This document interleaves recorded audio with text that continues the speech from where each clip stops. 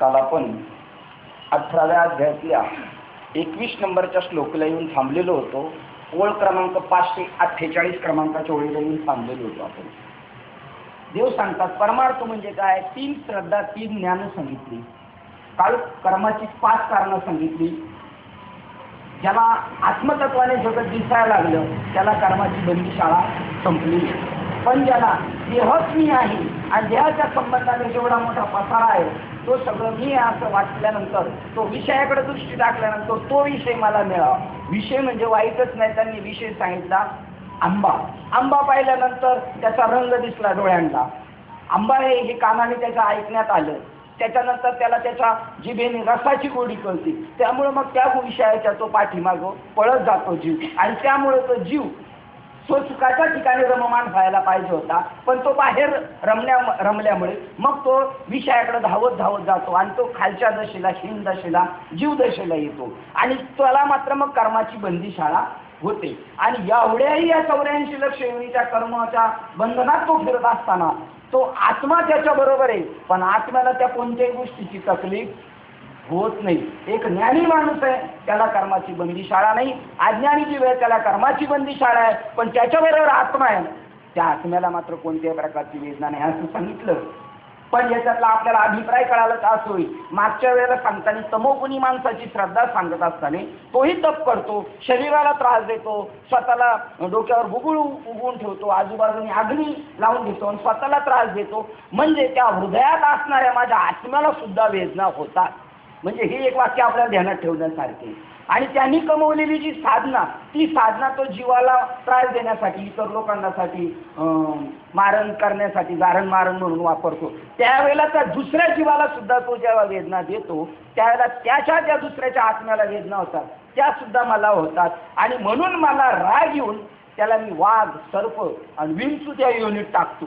कधी तर त्याला काहीच खायला भेटणार नाही, कोणाला त्रास द्यायला नाही भेटणार. वाघाला जेवण जर भेटलं नाही तो उपाशी मरून जाईल म्हणून तो स्वतःचेच लचके तोडून खातो. असल्या निष्कृष्ट योनीमध्ये मी त्याला टाकतो, किंवा त्याही पेक्षा खालच्या योनीमध्ये दगड वगैरे अशा जड गवत, किडे मुकुडे असे पाठवत जातो. म्हणजे आत्मा काही करत नाही, पण जो वेळेला जीव या शरीराशी संबंध करतो त्यावेळेला मात्र त्याला जन्म मरणाची राशी भोगावी लागते. आणि हे सांगत असताना काल त्यांनी राजस ज्ञान सांगितलं आणि एक सत्वगुणी ज्ञान सांगितलं. आपल्याला परमार्थ म्हणजे नेमकं काय करायचं बघा, आपल्या वृत्तीत परिवर्तन करायचं बघा. आपली वृत्ती जी जन्माला आलो तेव्हापासून देह हम म्हणत होती, त्या शरीराला स्वतःला समजत होती मर्यादित आहे.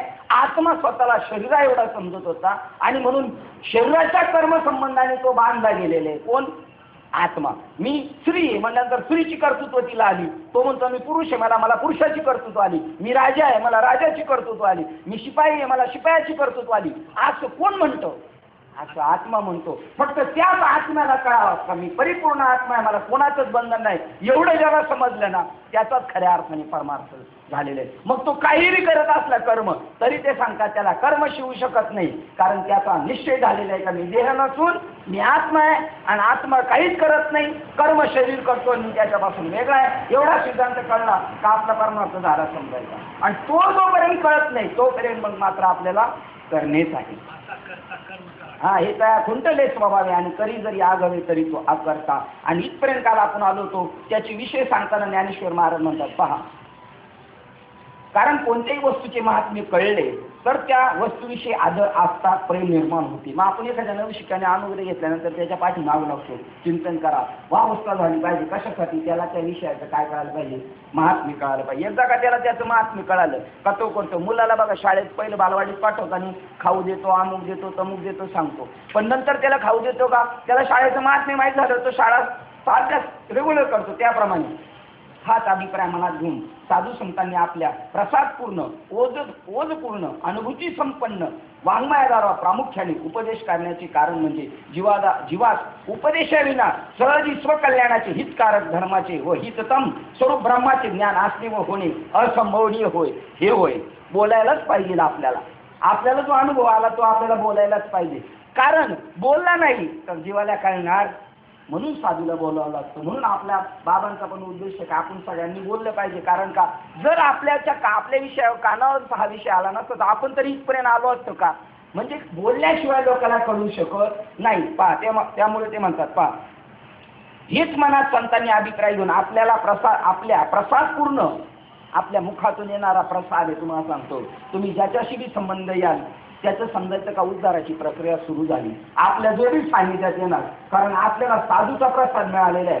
त्या प्रसाद पूर्ण, ओजपूर्ण, अनुभूती संपन्न आपल्या वाङ्मयाद्वारा, हे वाङ्मय प्रामुख्याने उपदेश करण्याचे कारण म्हणजे जीवास, अज्ञानी जीवास उपदेशाविना सहजी स्वकल्याणाचे हित करत धर्माचे व हिततम स्वरूप ब्रह्माचे ज्ञान असणे व होणे असंभवनीय होय. आपण म्हणू काय बोलणं म्हणजेच पारमार्थ असे, असं नाही, बोलावं लागेल. कोणासाठी? अज्ञानी जनासाठी कळालं पाहिजे. आपल्याला काय कळालं ते समजा आता एखाद्या ड्रायव्हर व्हायचं तर दुसऱ्या माणसाला त्याला सांगावंच लागेल कसं काय करायचं, कसं वेळ टाकायचं. कारण आपण म्हणलो हे काय सांगितल्याशिवाय त्याला कळणार नाही. काय हा काय बोलायचा विषय नाही. ड्रायव्हिंग म्हणजे त्याला कळेल का ड्रायव्हिंग करायला? कळणारच नाही. त्याप्रमाणे या ताईला मीठ किती टाकावं, मिरची किती टाकावी कालवणामध्ये हे प्रमाण सांगितल्याशिवाय जमणारच नाही. आता बघा त्याला म्हणतात, आता पुढे काय म्हणतात, परमार्थ. परमार्थ म्हणजे दृष्टीचा बदल. काय वाक्य?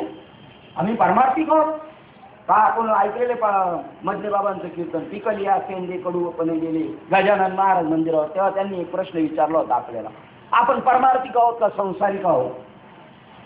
आपल्याला प्रश्न विचारला होता, आपण परमार्थिक आहोत का संसारिक आहोत? आपण काय उत्तर देणार? आपण परमार्थिक आहोत का संसारिक आहोत?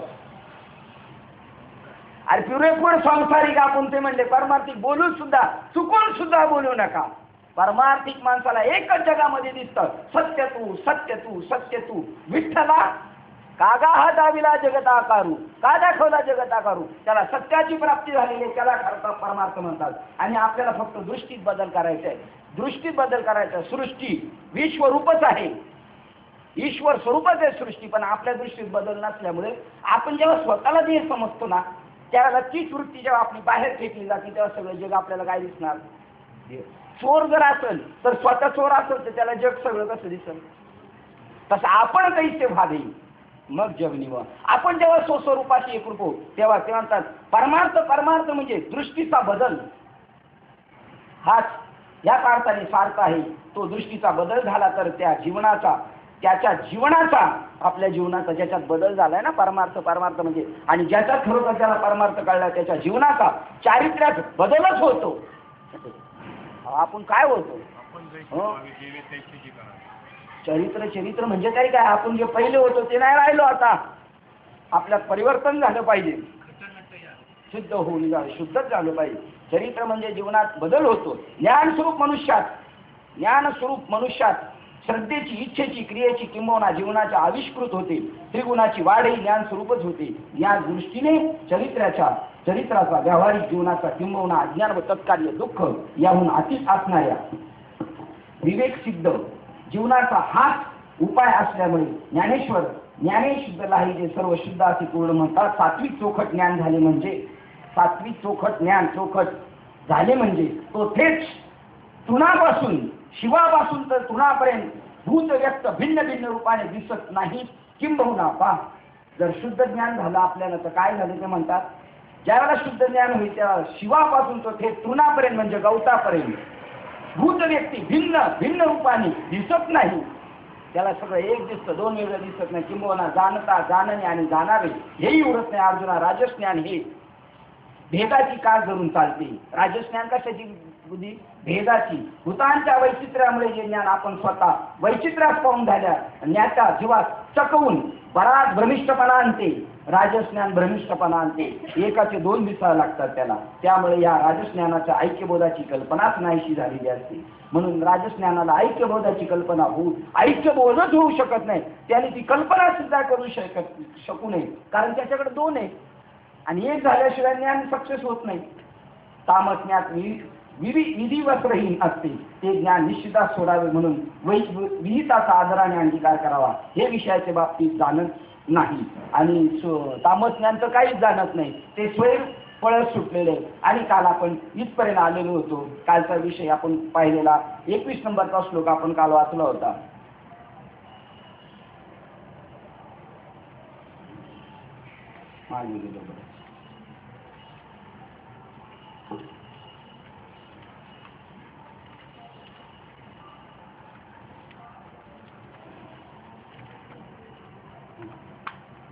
21 नंबरचा श्लोक झाला होता. 20 नंबरच्या श्लोकात सांगितलं, ज्या ज्ञानाने अगदी भिन्न भिन्न असलेल्या सर्व भूतामध्ये एक अभिन्न अव्यय भाव आत्मवस्तू पाहतो ते ज्ञान सात्विक ज्ञान होय असे जाण.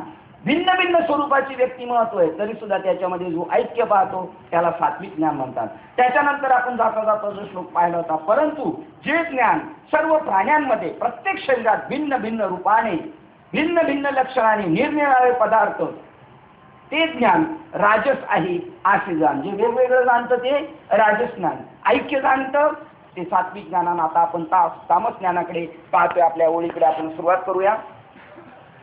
पण जे ज्ञान एका कार्यात म्हणजे शरीरात किंवा बाहेर प्रतिमाधिकात परिपूर्ण असल्यामुळे जीव किंवा ईश्वर हा एवढाच यापेक्षा अधिक नाही अशा अभिनिवेशाने युक्त असलेले युक्तिशून्य व तत्वार्थरहित त्यामुळे अगदी अल्प असते ते तामस ज्ञान होय असे म्हटलेले आहे. ज्याला तत्वज्ञानाचा जरा सुद्धा बोध नाही ते तामस ज्ञान आहे. तर अर्जुना, जे ज्ञान विधिरूप वस्त्र पांघरल्याशिवाय असे नागवे संचार करते म्हणून सर्वांची व सर्व शास्त्राची जे श्रुती माऊली त्या ज्ञानाचा अव्यय करून त्याला पाठमोरी होते. जे धर्मग्रंथांनी सांगितले त्याच्याशी तो कधीच धरून नाही. हो, विधी वस्त्र पांघरल्याशिवाय म्हणजे जे आपल्याला सांगितलेले वेदाने जे आपल्या विधी दिलेले आहेत, जो जिभेने पाणी उचलतो ना त्याने मांसाहार करावा आणि जो ओठाने पाणी पितो ना त्याने शाकाहार करावा हे आपल्याला सांगितले. त्याने अभक्षभक्षण करू नये. पण हे न मानतात ते तामस ज्ञान आहे आणि त्याच्यामुळे विधीने त्याचा अव्यय शास्त्र श्रुती माऊलीने त्या ज्ञानाचा अव्यय करून त्याला पाठमोरी होते.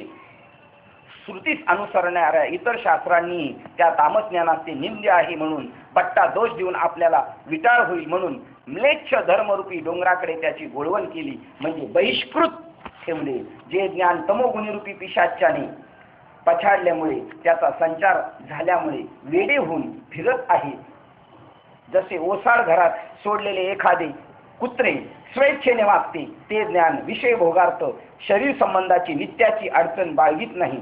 पदार्थाच्या ठिकाणी निश्चितपणा ओळखीत नाही. त्याच्या तोंडात जे सापडत नाही अथवा जे खाल्ली असता तोंडातला भासते तीच वस्तू तिथे ते टाकते. बाकी इतर सर्व वस्तू घेतच असते. उंदीर लाख भरून अलंकार केलेले सोने चोरून नेत असताना चांगले अथवा वाईट हे तो म्हणत नाही. अथवा मांस खाणारा हा मांस काळे आहे किंवा गोरे आहे हा भेद जाणत नाही. किंवा रानात वनवा लागल्यावर तो जसा बरे वाईट अशी निवड वा कसलाच विचार करीत नाही. अथवा माशी पदार्थावर बसताना तो प्राणी जिवंत आहे का मेलेला आहे याचा विचार करीत नाही. ती माशी वाटतील त्या ठिकाणी बसते. अरे कावळ्यात जसे अन्न ओकलेले किंवा वाढलेले साजूक ताजे किंवा सडलेले हा विचार मुळीच जाणत नसतो. पा तमोगुणी आहार करणाऱ्या लोकांचं काय उदाहरण दिले. एक कुत्र्याचं उदाहरण दिलं. कुत्र काय आहे ते पाहत नाही, खातं. माशी घाणीवर बसायचं कशावर बसायचं नाही असं ठरवत नाही. गुलाबजामवर बसते घाणीवर बसते तसा कुठं बसतो काही बी खातो. तिसरं उदाहरण काय दिलं होतं, कावळा उलटी चांगली आहे का काय ती काय पाहत नाही, चांगलं वाट सगळं सरसट्टाक भक्षण करून टाकतो. अरे कावळ्या जसे अन्न ओकलेले किंवा वाढलेले साधूक ताजे किंवा सडलेले हा विचार मुळीच नसतो. तसे अपवित्र निषिद्ध वस्तूचा सर्व ते त्याग करावा अथवा शास्त्रविध गोष्टीचा आदराने स्वीकार करावा. ज्ञानी माणसाला सांगितलं, सत्वगुणी माणसाला सांगितलं या गोष्टीचा तू त्याग कर, यामुळे अशी घटना होती. अथवा शास्त्रविध गोष्टीचा आदराने स्वीकार करावा. हे विषयाच्या बाबतीत जे ज्ञान जाणत नाही. जे ज्ञान जेवढे म्हणून काही दृष्टीस पडेल तेवढे सर्वच्या सर्व उपभोगासाठी घेतले म्हणूनच घेते आणि मग ते स्त्री असल्यास शिष्णास व द्रव्य असल्यास उदरास वाटून घेते. ज्या पाण्यापासून तहान भागते ते तेवढेच सुख जे मानते त्यापेक्षा उदराच्या बाबतीत हे पवित्र किंवा अपवित्र या भाषेची त्यास ओळख नसते. ज्याप्रमाणे भक्ष अभक्ष व निंद याचा जे तामस ज्ञान विचारही करीत नाही, फक्त आपल्या तोंडात जे आवडते तेच पवित्र आहे असा त्याचा निश्चय झालेला असतो. आणि स्त्रीजात म्हणून जेवढी आहे तीच विषय त्वगिंद्रियाचा भोग्य विषय म्हणून एवढीच एक ज्याची ओळख आहे व त्या स्त्री जातीशी स्वैरिक संबंध काढण्याविषयी एकच जाणीव असून त्याची ती तत्पर असते. हे पहा, जे आपल्या कामाच्या उपयोगी पडतील तेच आपले सोयरे आहेत व देह संबंध झालेले आहेत ते सोयरे आहेत असा बोध नाही. आपल्या कामाच्या उपयोगी पडतील तेच आपले सोयरे आहेत व देहसंबंध झालेले आहेत ते सोयरे आहेत असा बोध नाही. अशी ज्या तामस ज्ञानाची समजूत असते. जसे सगळे जगत मृत्यूचे अन्न खाद्य आहे, अग्नीला सगळेच पदार्थ सर्पण आहे, तसेच या तामस ज्ञानाला सर्व जगत हे आपले भोग्य धन आहे असे वाटते. याप्रमाणे सर्व विश्व हे उपभोगार्थ निर्माण केलेले भोग्यच आहे अशी ज्या ज्ञानाची समजूत झालेली असते व त्या तामस ज्ञानात देहभरण हेच एक पुरुषार्थ वा फळ आहे असे समज. आकाशातून पडलेला पाण्यास समुद्र हाच एक जसा थारा आश्रय आहे, त्याप्रमाणे जे तामस ज्ञान यच्च यावत कर्मकृत्य ही केवळ पोटासाठीच आहेत असे समजते, किंवा स्वर्ग किंवा नरक आहेत व त्याच्या प्राप्तीकरता यथाशास्त्र विहित व निश्चित आचरण करणे हेच कारण होय. हे जाणीवेविषयी ज्याला ज्ञानाला रात्र म्हणजे पूर्ण अज्ञान असते, कारण परिच्छिन्न देहच आत्मा आहे व ईश्वर म्हणजे दगडाची मूर्ती हाच आहे. या पलीकडे ज्या तामस ज्ञानाची धाव समजूत नसते. देवाला फक्त मग हे विज्ञानच बरं ना, मंदिरात येणारी माणसं फक्त दगडातच देव समजतात आणि त्याला तेवढंच समजतात, त्याच्या पुढे मात्र खोटं बोलू नये. बाहेर सगळीकडे काय उद्योग करायचे ते करायचे. म्हणजे दगडावरच दगडाच्या आकारा एवढाच देव ज्याला आहे असं वाटतं, ते सुद्धा ज्ञान कोणतं आहे? तामसच ज्ञान आहे. आणि परिच्छिन्न देह म्हणजे संकुचित देह तोच आत्मा आहे व ईश्वर म्हणजे दगडाची मूर्ती हाच आहे. या पलीकडे ज्या तामस ज्ञानाची धाव समजूत नसते आणि ते तामस ज्ञान असे म्हणते की हे शरीर पडले असता आत्म्याचाच केलेल्या कर्माचा सदाचाच नाश होतो, आत्म्याचा नाश होतो असं त्याला. तर मेलं म्हणजे गेलं, परत काय कोण पाहायला येतं असं जी समजूत, हे सगळी वाक्य आहेत ही अज्ञानवाचक आहेत. मग कर्माची फळे भोगण्यास या मृत्यूलोकी कोणत्या रूपाने तो आत्मा शिल्लक राहील, किंवा खरे विचारपूर्वक पाहू गेल्यास ईश्वर आहे असे दिसत नाही, तथापि तो केलेल्या कर्माची फळे भोगण्यास लावतो. म्हणून जर म्हणावे तर तसेही म्हणता येत नाही, कारण एखाद्या देवाच्या सोन्या रुपयाच्या मूर्तीच विकून खातो, त्याची ती काय वाट आहे? तो म्हणतो ईश्वर आहेच नाही, असता तर दिसला असता. आता ही वाक्य सुद्धा कोणाचं आहे? अज्ञानी तामसी लोकांचं आहे. देव असला तर दिसता असता. अरे देव दिसायचा विषय नाही, तो अनुभवण्याचा विषय. साखरेतली गोडी दाखवून द्यावी मग देव दाखवता येईल. साखरेतली गोडी दाखवायचा विषय का चाखण्याचा विषय? चाखण्याचा विषय. तसा देव अनुभवण्याचा विषय, आणि देव अनुभवला तो सांगता येत नाही, म्हणून त्याच्यावर तुकोबारांनी एक प्रमाण केलं, मुकया साखर चाखया दिदली. अरे बोलता ती बोली बोलवे ना. मुख्य माणसाला साखर खायला दिली, त्याला लाख वेळा विचारलं कशी आहे साखर, कशी आहे साखर, ते काय सांगणार? पण त्याच्या आविर्भावावरून कळत याला साखर मिळालेली आहे म्हणून. मग हे म्हणतो सोन्या रुपयाच्या मूर्तीच विकून खातात, त्यांचं काय वाट लागलेली? काय वाट लागली? अरे सगळं होतं, सगळा हिसाब देव करत असतो, पण जोपर्यंत त्याचं कर्म बलिष्ठ ना, आज जेवढे गुंड म्हणून चांगल्या ऐश्वर्यात राहतात त्यांचं मागचं कर्म चांगले बरं का, त्या कर्माचं हे फळ भोगतात. आणि आज साधू खूप चांगली कर्म करतो, पण तो रोटीला हैराण आहे, त्याचं कारण त्याचं मागचं कर्म आहे. काय प्रमाण? काहे को रोटी काहे को साधू, एक रोटी को तरसे और काहे को बड़वा खाए पूरी. का? त्याचं कारण कर्म की बात निराली है साधुजन, कर्म की बात निराली है. काहे को वेशा पहने, काहे को पतिव्रता एक साड़ी को तरसे और काहे को वेशा पहने साडी. काय? कर्म की बात निराली आहे साधुजन. आणि या कर्मामुळे सगळं, आज ज्याचं बलाढ्य कर्म आहे तो वाईट करून सुद्धा चांगल्या भोगात आहे, आणि आज जो चांगलं करतोय त्याचं मागचं जर असं काय ते द्यायचं तो आता उपभोगते, पण उद्याचा दिवस मात्र त्याचा चांगला आहे.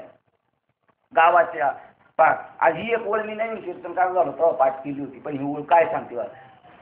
गावाचे देवळेश्वर होती नियमाचे साचार, तर देशीचे डोंगर उगे का राहतील. पण ही म्हणणं कोणाचे? तामस माणसाचे. तो म्हणतो ज्या दगडाच्या खाणीतून एक मूर्ती तयार करून आणली आणि ती मंदिरात बसवली, आणि तुम्ही म्हणता हे देऊळ कसं आहे? काय म्हणतात? जागरूक देवस्थान आहे. हे जागरूक देवस्थान आहे. मग ही एवढंसाच दगड जर जागरूक देवस्थान आहे, तर ज्या खाणीतून दगड आणलाय तो, ती खाण किती जागृत असली पाहिजे. पण हे तामसी माणसाचं मत आहे. देवळाचे देवळेश्वर होते नियमाचे साचार, तर देशीचे डोंगर उगे का राहतील.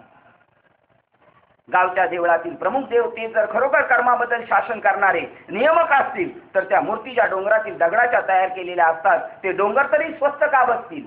याप्रमाणे कदाचित देव आहे असे मानले तरी तो दगडाची मूर्तीच आहे असे समजतो, आणि आत्मा म्हणजे फक्त देहच आहे असे समजतो. याशिवाय इतर जे पाप किंवा पुण्य इत्यादी हे सर्व लटकी खोटी आहेत असे मानून अग्नी जसा पुढे येणाऱ्या सर्व जिन्नसात सरसकट भक्षण करतो, त्याप्रमाणे जी जी गोष्ट भोगण्यास ही मिळेल तिचा उपभोग घेण्यास तो हित आहे किंवा अनित आहे असे न समजते, त्याला ज्ञान तामस ज्ञान म्हणतात. आता ही भूमिका फार ओके आहे त्याची. काय ओके? कर्म पुण्य पाप आहे असं तो समजतच नाही. मग ही त्याची भूमिका आहे ना. त्याला फक्त ज्ञान होऊन जर ही भूमिका त्यांनी मांडली असती ना तो ओके होता. आमचे तुकोबाराय सुद्धा म्हणतात, तुका म्हणे आम्ही झालो अग्निरूप, लागून येते पाप पुण्य अंगा. आणि जर पुण्याची जर तुम्ही लय लोक वाखाणी करत असाल तर ज्ञानेश्वर महाराजांनी 9व्या अध्यायात त्याला काट मारली. ते काय म्हणतात, स्वर्ग नरक या वाटा, पुण्य करून स्वर्गाला जातो, पाप करून कुठं जातो माणूस, नरकाला जातो. या दोन्हींचं खंडन करून टाकलं ज्ञानेश्वर महाराजांनी. स्वर्ग नरक या वाटा कोणाच्या आहेत, चोरांचे आहेत. म्हणल्यानंतर हा जे म्हणतोय किंवा स्वर्गी पापात्मक पुण्य जायचे, स्वर्गाला जे गेले ते कोणते पुण्य गेलेले, पापात्मक पुण्य जायचे आणि पापात्मक पापे नरका जायचे, माते जे पाविजे ते हे शुद्ध पुण्य. आणि त्या शुद्ध पुण्य म्हणजे हाही म्हणतो पाप पुण्य काय नाही आणि संत बी म्हणतात पाप पुण्य काय नाही. पण दोघांच्या म्हणण्यामध्ये जमीन आसमान. हा अज्ञानात म्हणतोय आणि ते ज्ञानी होऊन म्हणतात. आणि म्हणून काय झालं तुम्हाला सांगतो, एखादा रजोगुणी माणूस सत्वगुणी माणूस जरी मिळाला संतांच्या तडाख्यात तर तो लवकर पिकअप घेत नाही. पण तमोगुणी माणूस भेटू द्या, लय पेणारा खाणारा भेटू द्या, त्याने त्याच्या त्या क्षेत्रात लय गाजवलेली असू द्या, पण अकस्मात त्याची संतांची भेट होऊ द्या, त्याने जसं या क्षेत्रात गाजवली ना तसं तो जर या क्षेत्रात आला ना तर इथं सुद्धा गाजवील.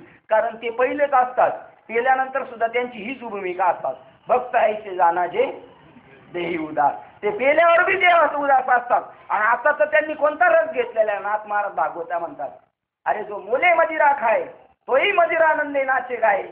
आता तो पहिला नाचत होता, पण कोणत्या याच्यात नाचत होता, विकत घेऊन पेलेल्या दारूने नाचत होता. जो मोले मदिरा खाय तो मदिरानंदे नाचे, जेने ब्रह्मरस सेविला आहे तो केविरा हे आवरीला. ज्याने ब्रह्मरस सेवलाय त्याला आवरेल का, तोही विदेही स्थितीत येईल, हाही विदेही स्थितीत आहे. म्हणजे उलट खरं अर्थाने आपल्या बाबांचं म्हणणं आहे, श्रीपाद बाबांचं, ज्यांनी माळ घातलेली, जे काही गवणं देवाचं करतात त्यांच्या नादी लागू नका तुम्ही. पण जो पूर्ण खाली तळा रस्त्याला गेलेला आहे त्याच्याकडे तुम्ही जा, त्याला तरी तुमची गरज आहे. आणि त्याचा जर ट्रॅक बदलला ना त्याने तर तुम्हाला ओलांडून पुढे जाऊ शकतो. त्याचं उदाहरण म्हणजे आपले कोळी काका सांगायचे, मी इतका दारू पित होतो, जाधव साहेबांना अनुग्रह देत असताना, बाबा आतमध्ये त्यांच्या खोलीत अनुग्रह देत असताना बाजूच्या रूममध्ये कोळी काका यांना शिव्या देत होते.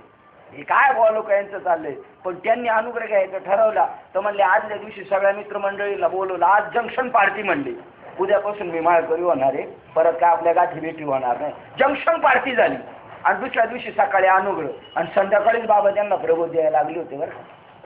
एवढी त्यांची अवस्था झाली होती. पण बाबांनी 1 महिने थोडं थांबवलं, बाकीचे म्हणजे नाही बाबा पेणार आहे खाणार 1 महिना. आता बाबांना कॉन्फिडन्स असतो, पण आपल्याला वाटतं बाबा हे गिऱ्हाईक आणले नाही, पेणार खाणार आहे, म्हणून बाबांनी त्यांच्या समजुतीसाठी थांबलं. आणि ते म्हणले माळा घालून पूर्ण ठसल्यावर 6 महिन्याने मी दारूच्या दुकानाचं बिल चुकत केलं. त्या महात्म्यांनी हरी भजनी ढवळलेले जण, सह्याद्रीला कीर्तन झालं ना तर इतके उद्बोधक वाक्य बोललेले होते, एक जाज्वल्य रूपक वाक्य बोललेले होते. म्हणले सह्याद्रीवर कीर्तन केलं तर अख्खा महाराष्ट्राला उपदेशन कीर्तन केलं, अशा प्रकारचं आहे. म्हणजे बघा हो का दुराचारी विषयी आसक्त, कोळी याची कीर्ती, कोळी कुटुंबातले कोळी याची कीर्ती वाढली गहन. पहा एवढं सामर्थ्य.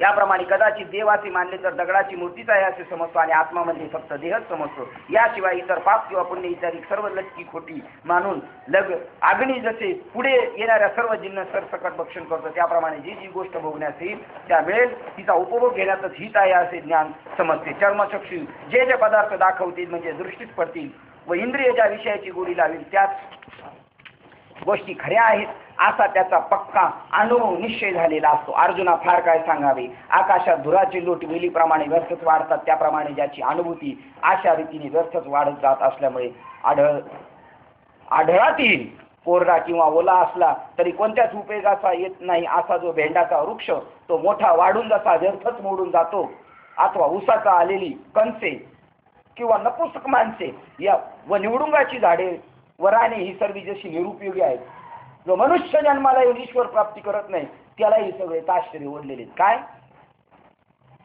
हिरवा असू नाही तर सुकलेला असू, कोरडा असू नाही तर भेंडाचा वृक्ष काहीच कामाचा नाही, दिसूर किंवा उसाला आलेली कंस काहीच कामाची नाही, न पुसक माणसे किंवा निवडुंगाची झाडे रानात असू किंवा जशी ती निरुपयोगीच आहेत, अथवा बालकाचे मन किंवा चोराच्या घरात चोरून आणलेले धन अथवा शेळीच्या गळ्यात आलेले स्तन जसे निरुपयोगी असतात तसे जे ज्ञान निरर्थक व ओशाळलेले असे दिसते त्याला मी तामस ज्ञान असे म्हणतो. त्या तामस ज्ञानाला ही ज्ञान अशा शब्दाचे वर्णन करून सांगताना त्याचा अभिप्राय हाच की मनुष्य जन्मांधा असला तरी त्याचे डोळे मोठे आहेत असे विरुद्ध अर्थाने म्हणावे लागते.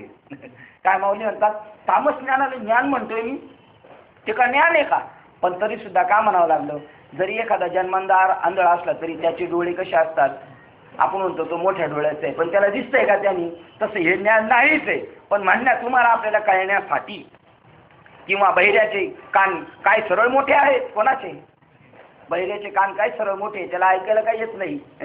अथवा अपेयास अपवित्र वस्तूस आपण पान पिण्यास योग्य वस्तू असे म्हणावे, तसे या तामस ज्ञानाला ज्ञान हे केवळ आडनावच होईल. अपेय म्हणजे दारू वगैरे पिऊ नये हेच इनडायरेक्टली इथं सांगून गेलं.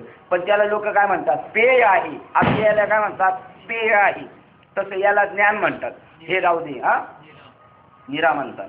निरा चालते होते, निरा चालते, हे राहू द्या. आता या संबंधाने आणखी किती वर्णन करावे? तर असे जे ज्ञान दृष्टीस पडेल ते ज्ञानच नव्हे, तर तो प्रत्यक्ष डोळस स्वच्छ निव्वळ तमोगुणच आहे असे समजावे. त्याप्रमाणे जो श्रोतृ श्रेष्ठ 3 गुणांनी 3 प्रकारे भेद पावलेले जे ज्ञान त्याची यथार्थ लक्षणे तुला सांगितली. आता हे ज्ञान आपल्याला सांगतानाच पाहिल्याने त्यांनी सांगितलं, हे ज्ञान तुला जे सांगतोय तमोगुण हे केवळ टाकून देण्यासाठी सांगतोय.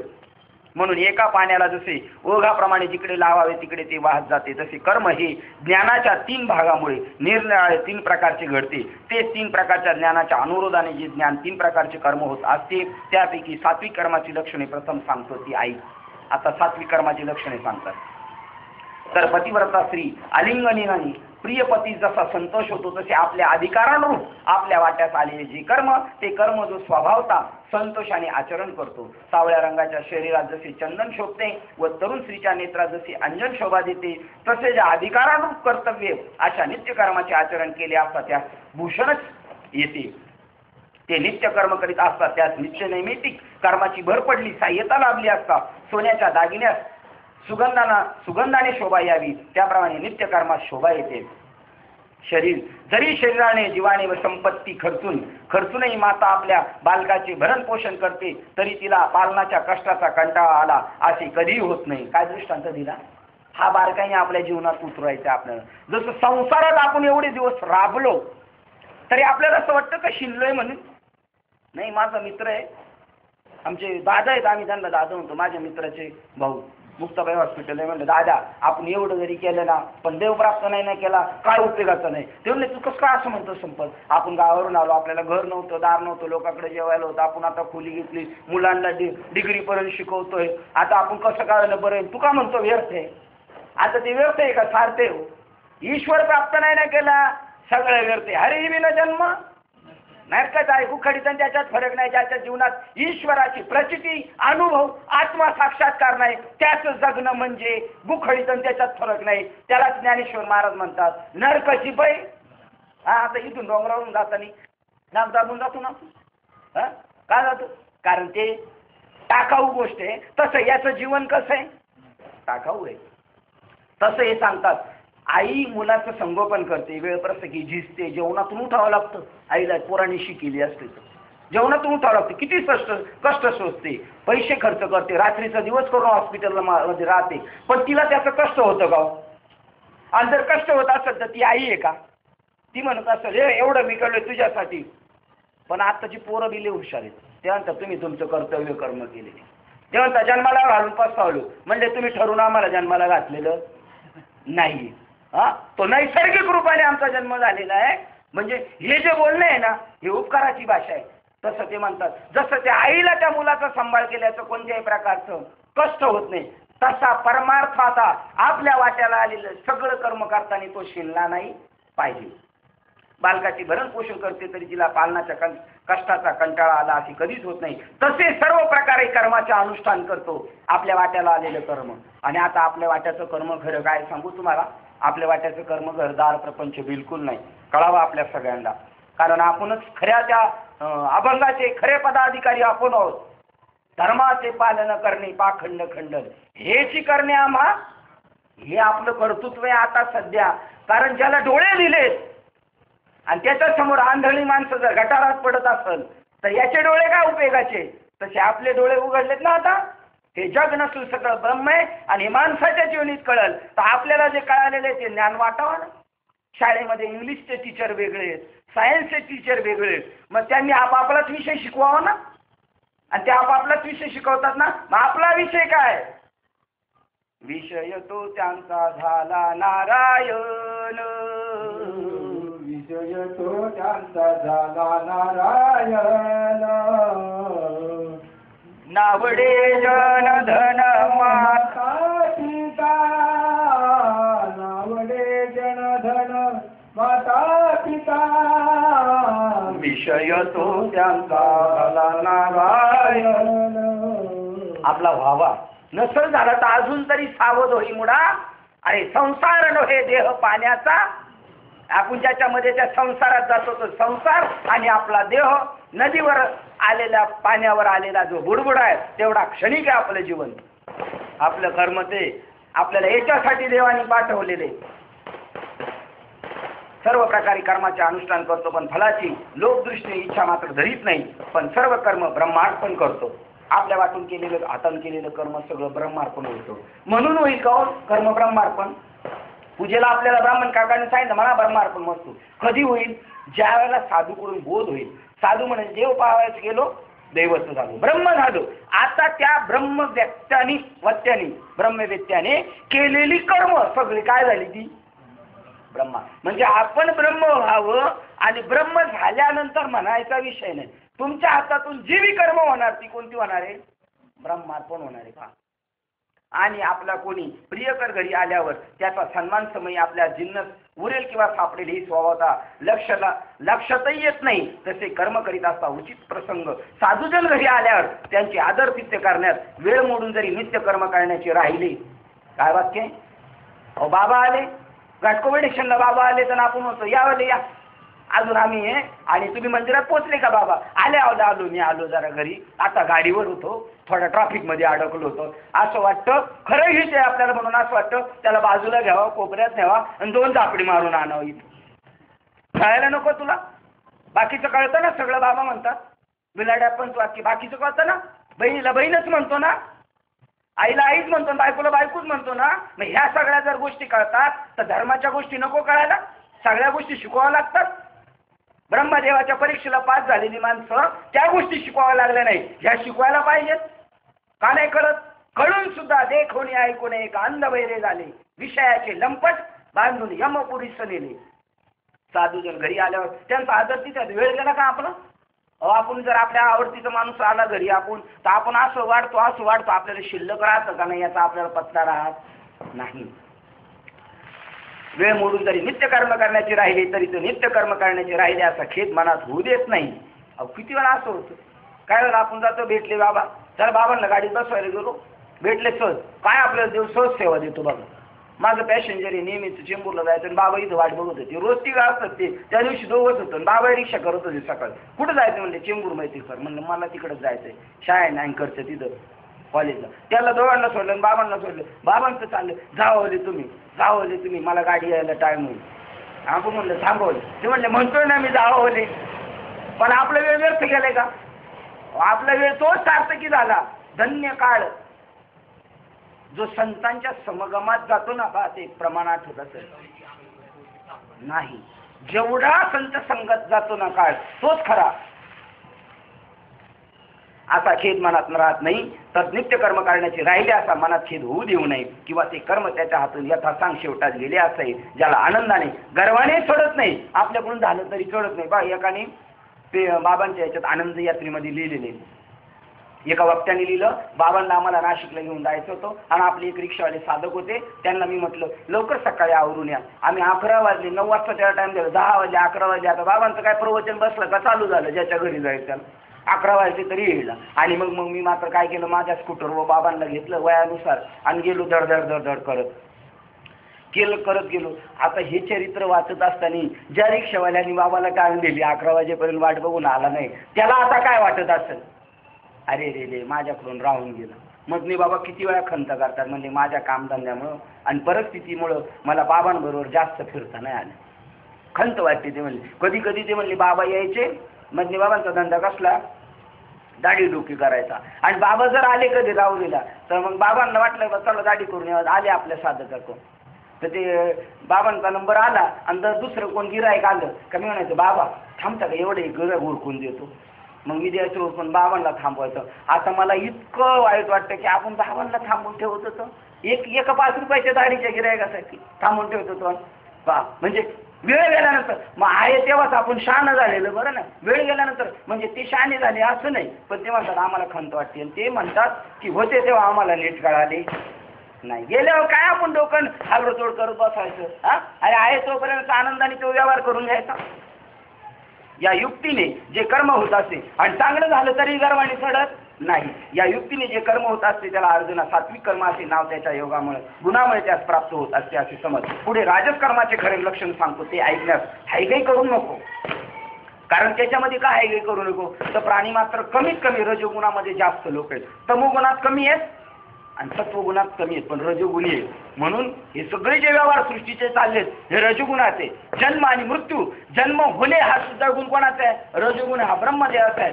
जन्माला संतती येणे हा रजोगुण, म्हणजे या सगळ्यातून तो गुण आहे, म्हणून तू त्याच्या मागून बाजूला निघायचे म्हणून तो ऐक. तर जसा मूर्ख मनुष्य घरी माता पितरी असून त्यांच्याशी जो संसारात गोडपणाने भाषण करीत नाही, काय वाक्य सांगितलं, परंतु जगातील इतर सर्व लोकांची आदरतित्यपूर्वक प्रेमाने वागतो. काय वेळेला आई वडील पण आहे ना जुन्या विचाराचे असतात, जर अज्ञानीच असतात, आणि त्यांना या युगातल्या माणसाची जमत नाही. बघा आपल्या मुलांशी सुद्धा आपले विचार जुळत नाही, ते म्हणतात तुम्हाला काय माहिती. आता ते एवढी मोठी फरक पडला ना, मग त्या विचाराशी जमत नाही. जमत नसलं तरी जमून घ्यायला पाहिजे, कारण आता हे गांडे दोरे घातलेत ना आपण म्हणलं होतं आपल्याला ते जमूनच घेतलं पाहिजे. म्हणतात संसारात माता पितांशी गोड भाषण करत नाही आणि जगात मात्र मान्यवर आहे, काय उपयोगाचं ते म्हणतात.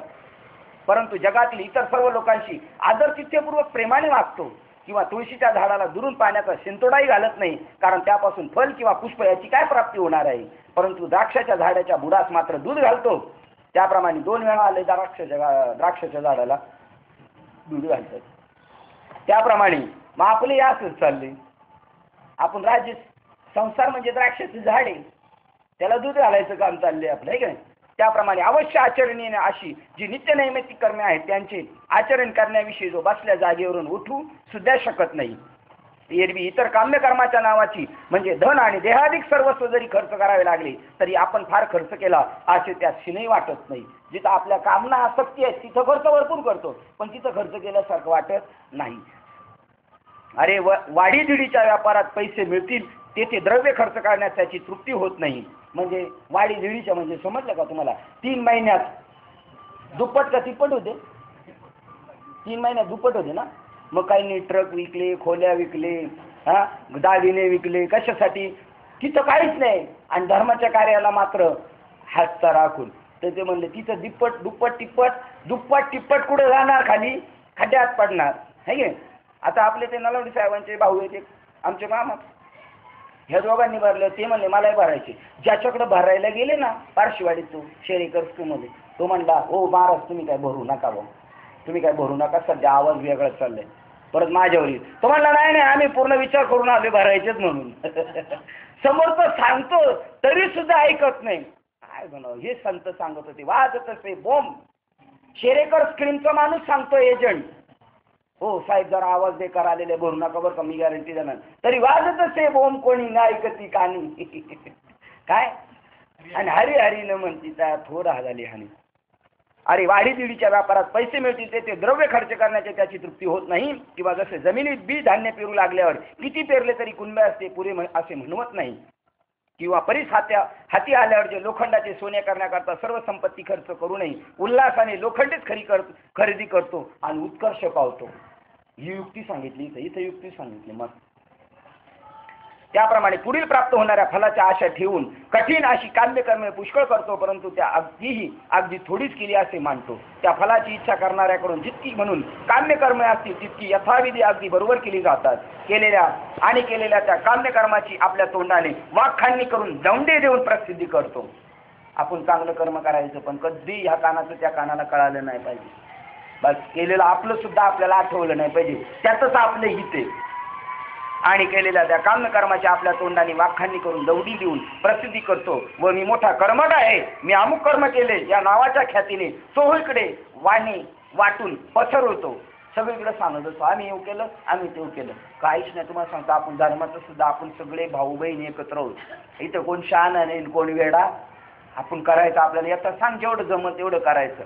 नाही जमलं तरी मनात खेद मानायचा नाही, आणि केलं तरी ताठ होऊन जायचं नाही. शांत आपल्या वाट्याला आलं ना, भगवंतानी मला ती सेवा करण्याचा योग दिला असं समजून आपण पुढे जायचं. पण कोणत्याही गोष्टीचं कर्तृत्व घ्यायचं नाही, नाही तर पुन्हा आपल्याला एवढे होऊन पुन्हा जन्म मरणाची राटी. कारण ज्याने कर्तृत्व घेतलं त्याला भोगायलाच यावं लागणार. भोक्तृत्व आहे ते त्याच्या पाठीमागं. त्या पुरुषामध्ये मी कर्म करतो असा कर्म अहंकार भरतो की काळजीवर जसा कोणत्याच औषधाला जुमानीत नाही, तसा तो पिता आणि गुरु यांनाही मानित नाही. तशा अहंकारयुक्त कर्माभिमानी फलाभिलाषी पुरुषाकडून जे जे काही कर्म मोठ्या आदराने केले जाते ते कर्म करण्यातही पुष्कळ आयास असतात. कोलाट्याच्या पोटाच्या उपजीविकेसाठी धंदा करतो. किती अवघड सांगितलं. त्या तारावरची कसरत आहे, तेही कर्म करताना एवढी कसरत करतो, पण फक्त फलाशा धरतो म्हणून. त्याप्रमाणे अगदी थोड्या फायद्यासाठी जीवापाड कष्टाला ते कर्म कारण होते. धान्याच्या एका कणसाकरता उंदीर जसा संपूर्ण डोंगर पोखरतो, अथवा शेवाळ्याच्या प्राप्तीच्या हेतूने बेडूक जसा समुद्र धवळतो. पहा की भिक्षेशिवाय दुसरी काहीही प्राप्ती झाली होत नाही, तरी गारुडी जसे सापाचे ओझे वाहतो. काय करावे? काय उदाहरण दिलं. गारुडी काय ओझं वाहतोय, साप डोक्यावर घेऊन फिरतो, 1 रुपया कोण द्यायला तयार नाही. तसं या प्रपंचातून 1 रुपयाची फायदी होत नाही हो आपल्याला. मग तुम्ही मला एवढी जातात 10-10, 30-30 लाख, आता तर 50-50, 65, 70 लाखाला झाले, 1 करोड रुपये. म्हणजे फायदा नाही का? हा फायदा आहे, हा देहाचा फायदा आहे बरं, आत्म्याचा फायदा नाही. हा देहाचा फायदा आहे, देह पोषणाचं काम आहे. आत्म्याचा फायदा जीवनात आपण उतरवायचा. काय या की जागा खाली या, बाबांची जागा तुम्हाला आहे बरं का. हा नाही आता काही येणार नाही, आल्या उठायला लागणार नाही.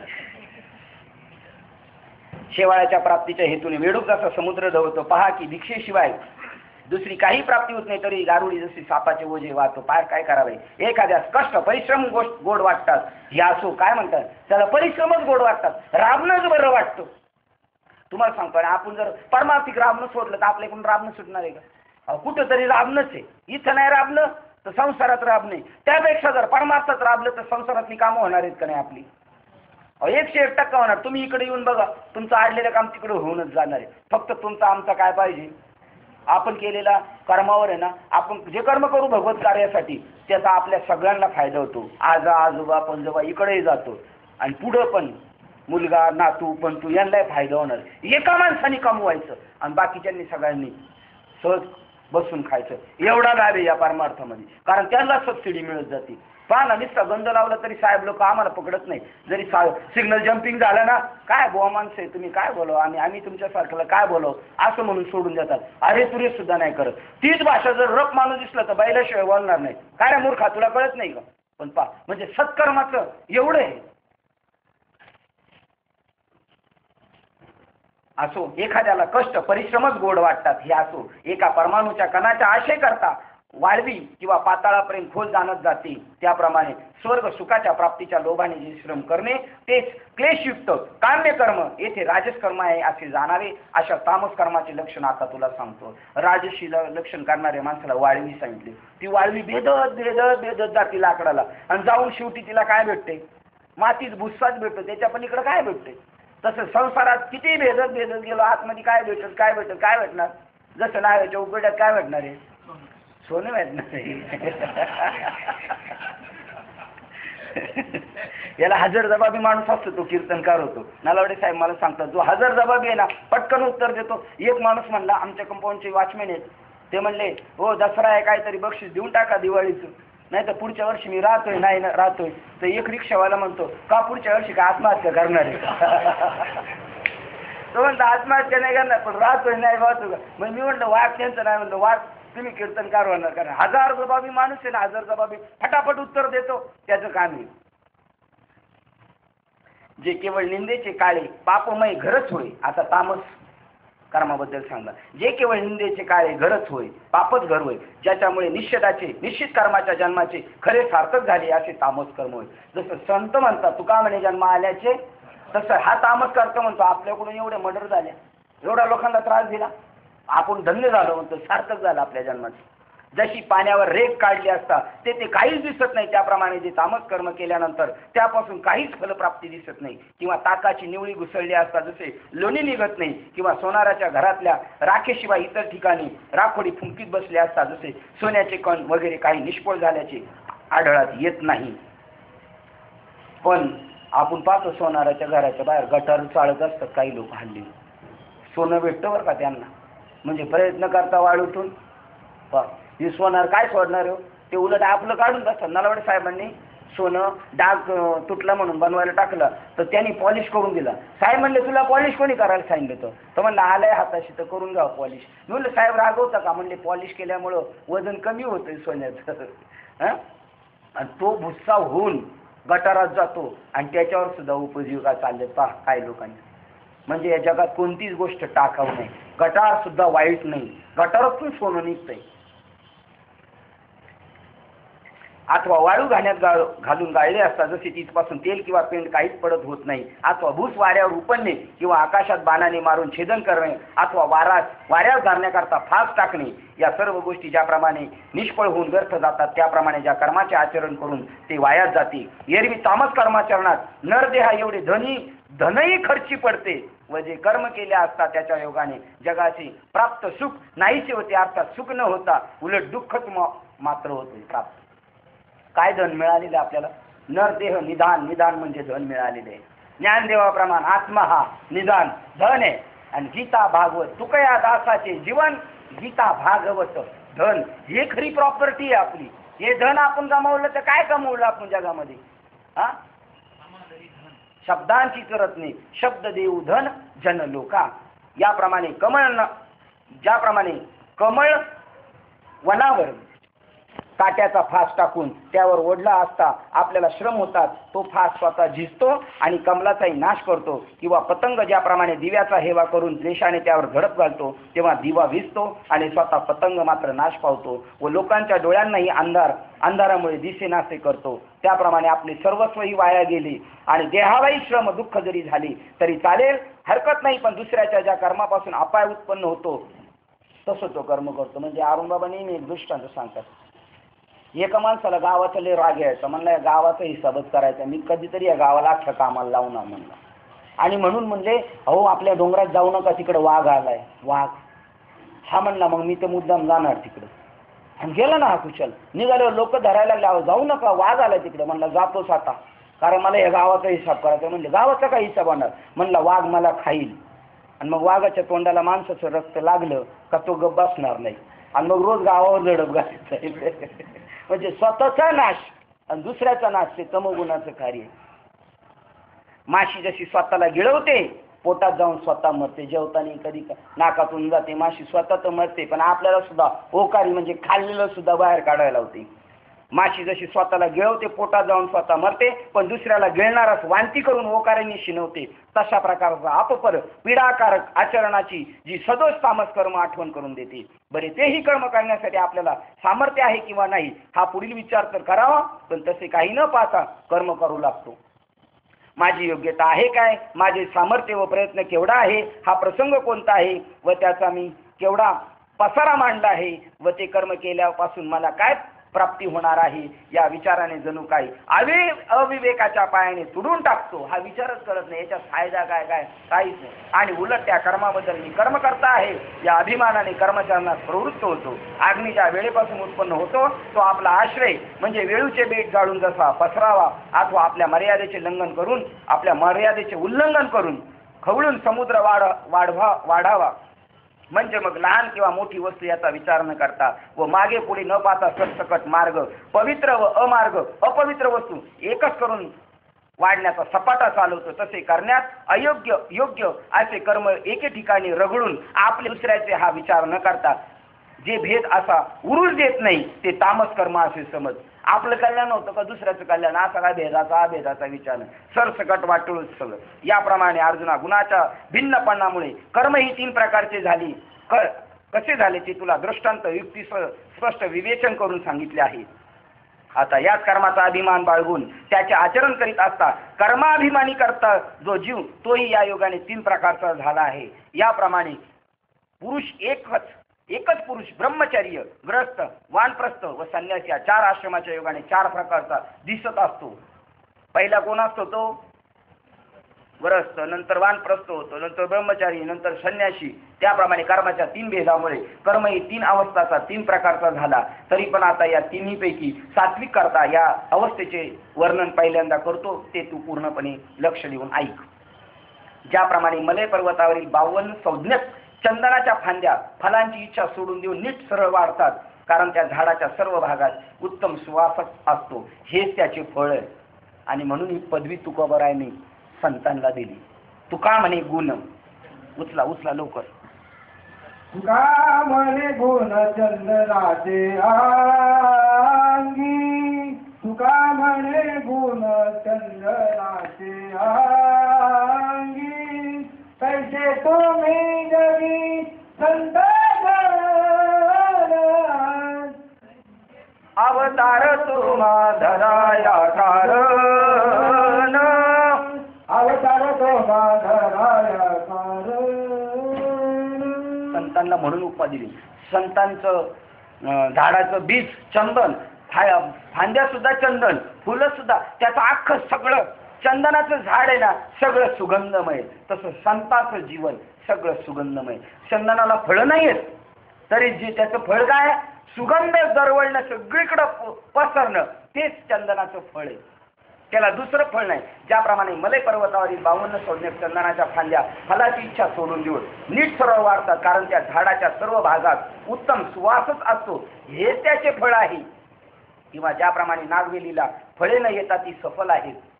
पहा, आपण काय काय ठिकाणी गावाला जातो, बाबाचं मठच असायला पाहिजे असं नाही, बाबाचं तटच मंडळ असलं पाहिजे असं काय नाही. बाबाचं जीवनच आहे ना चंदन स्वरूप आहे, आणि ते जीवन सफळ झालं. चंदनाला फळं नाही आली म्हणजे आश्रम नाही झाला, दिंडी नाही निघाली, तरी सुद्धा त्याचं हेच फळ आहे का त्याचा सुगंध. वाऱ्या हाती माप चाले सज्जनांचे, आणि पाहताचे अवगुण मिळे ना. पहा, चंदनाचे हात पाय ही चंदन, परिसा नाही ही नको नांग. त्याप्रमाणे आणि दुसरं वर्णन दिलं की कीर्तनकार बाबा लोकांचं झालं, ज्यांचं मटट नाही. पण काही लोक आपण गावागावाला कीर्तनाला गेलो पाहतो, इतकी वेळी दिसतात ना, टाळ घेतलेलं असं एखादं तरी एखाद्या गावात एक पात्र असतं, त्याला कीर्तनकार बाबा बी हसतात, टाळकरी त्याचे मित्र बी हसतात, श्रोते सुद्धा हसतात, पण त्याला त्याचं काही घेणं देणं, तो त्याच्याच रंगात रंगलेला असतो. ते सांगतात बघा, नागवेलीच्या पानाला फळं येत नाही, फुलं येत नाही, पण ते फळ फक्त देवाच्या चरणावर समर्पण झालं, नागवेलीचं पान, तरी त्याचं जीवन सार्थक झालं. तसं एखाद्या माणसाकडून जरी संसार नाही झाला व्यवस्थित, आणि परमार्थातली जरी काही कर्तृत्व नाही झाली, आणि संसार जर नाही झाला त्याचा, तरी सुद्धा त्याने त्याचं जीवन जे समर्पण केलं ना ईश्वराच्या पायावर, त्याचं जीवन सफल झालं. हे नागवेलीचं पानं आपल्याला रोज सांगतात, काही नाही झालं तर चालेल, पण ईश्वराच्या चरणावर तुम्ही काय करा, समर्पण करा. किंवा ज्याप्रमाणे नागवेलीला फळे न येतात ती सफल आहे, कारण तिची पानेच उपयोगी पडतात, हेच तिचे फळ आहे. त्याप्रमाणे जी कर्मे सर्वोत्तपरी उत्तम आहेत त्या नित्यनैमित्तिक कर्माच्या फळाची इच्छा न धरता जो त्याचे आचरण करतो, पण त्याला अजिबात फळ नाही असे मात्र नाही, त्याला फळ आहेच आहे. त्याला फळ काय, सर्व सुकृताचे फळ मिलाही आणि क्षेम मिळी, पांडुरंग परमात्म्याची भेट, हेच त्याचं फळ आहे. त्याच्या पलीकडे आणि मनुष्य जन्माचं सुद्धा तेच फळ आहे. मनुष्य जन्म हे एक फळ आहे, आणि त्या फळाला सुद्धा काय आलं पाहिजे, दुसरं फळ.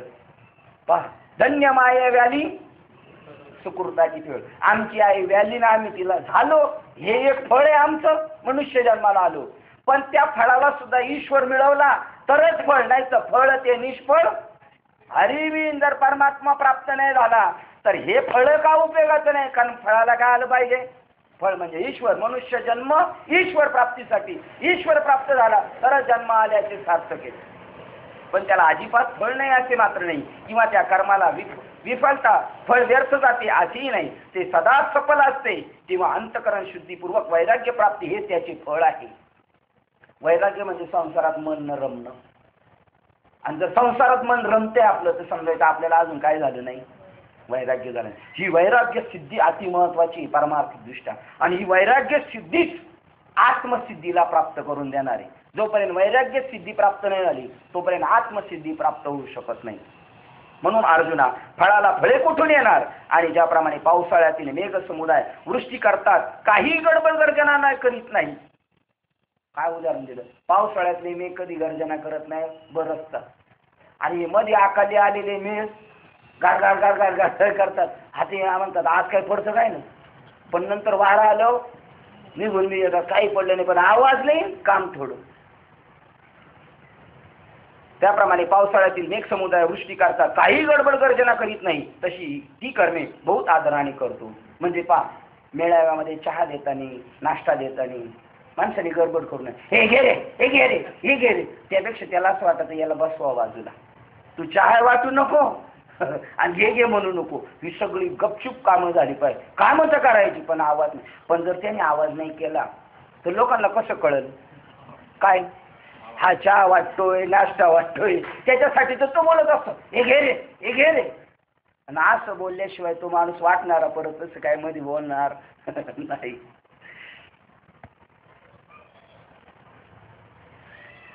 गर्जना करीत नाही, तशी सर्व कर्मे बहुत आदराने करतो, पण मी करता आहे असा कर्तृत्व अभिमान बाळगीत नाही. याप्रमाणे परमात्म स्वरूपास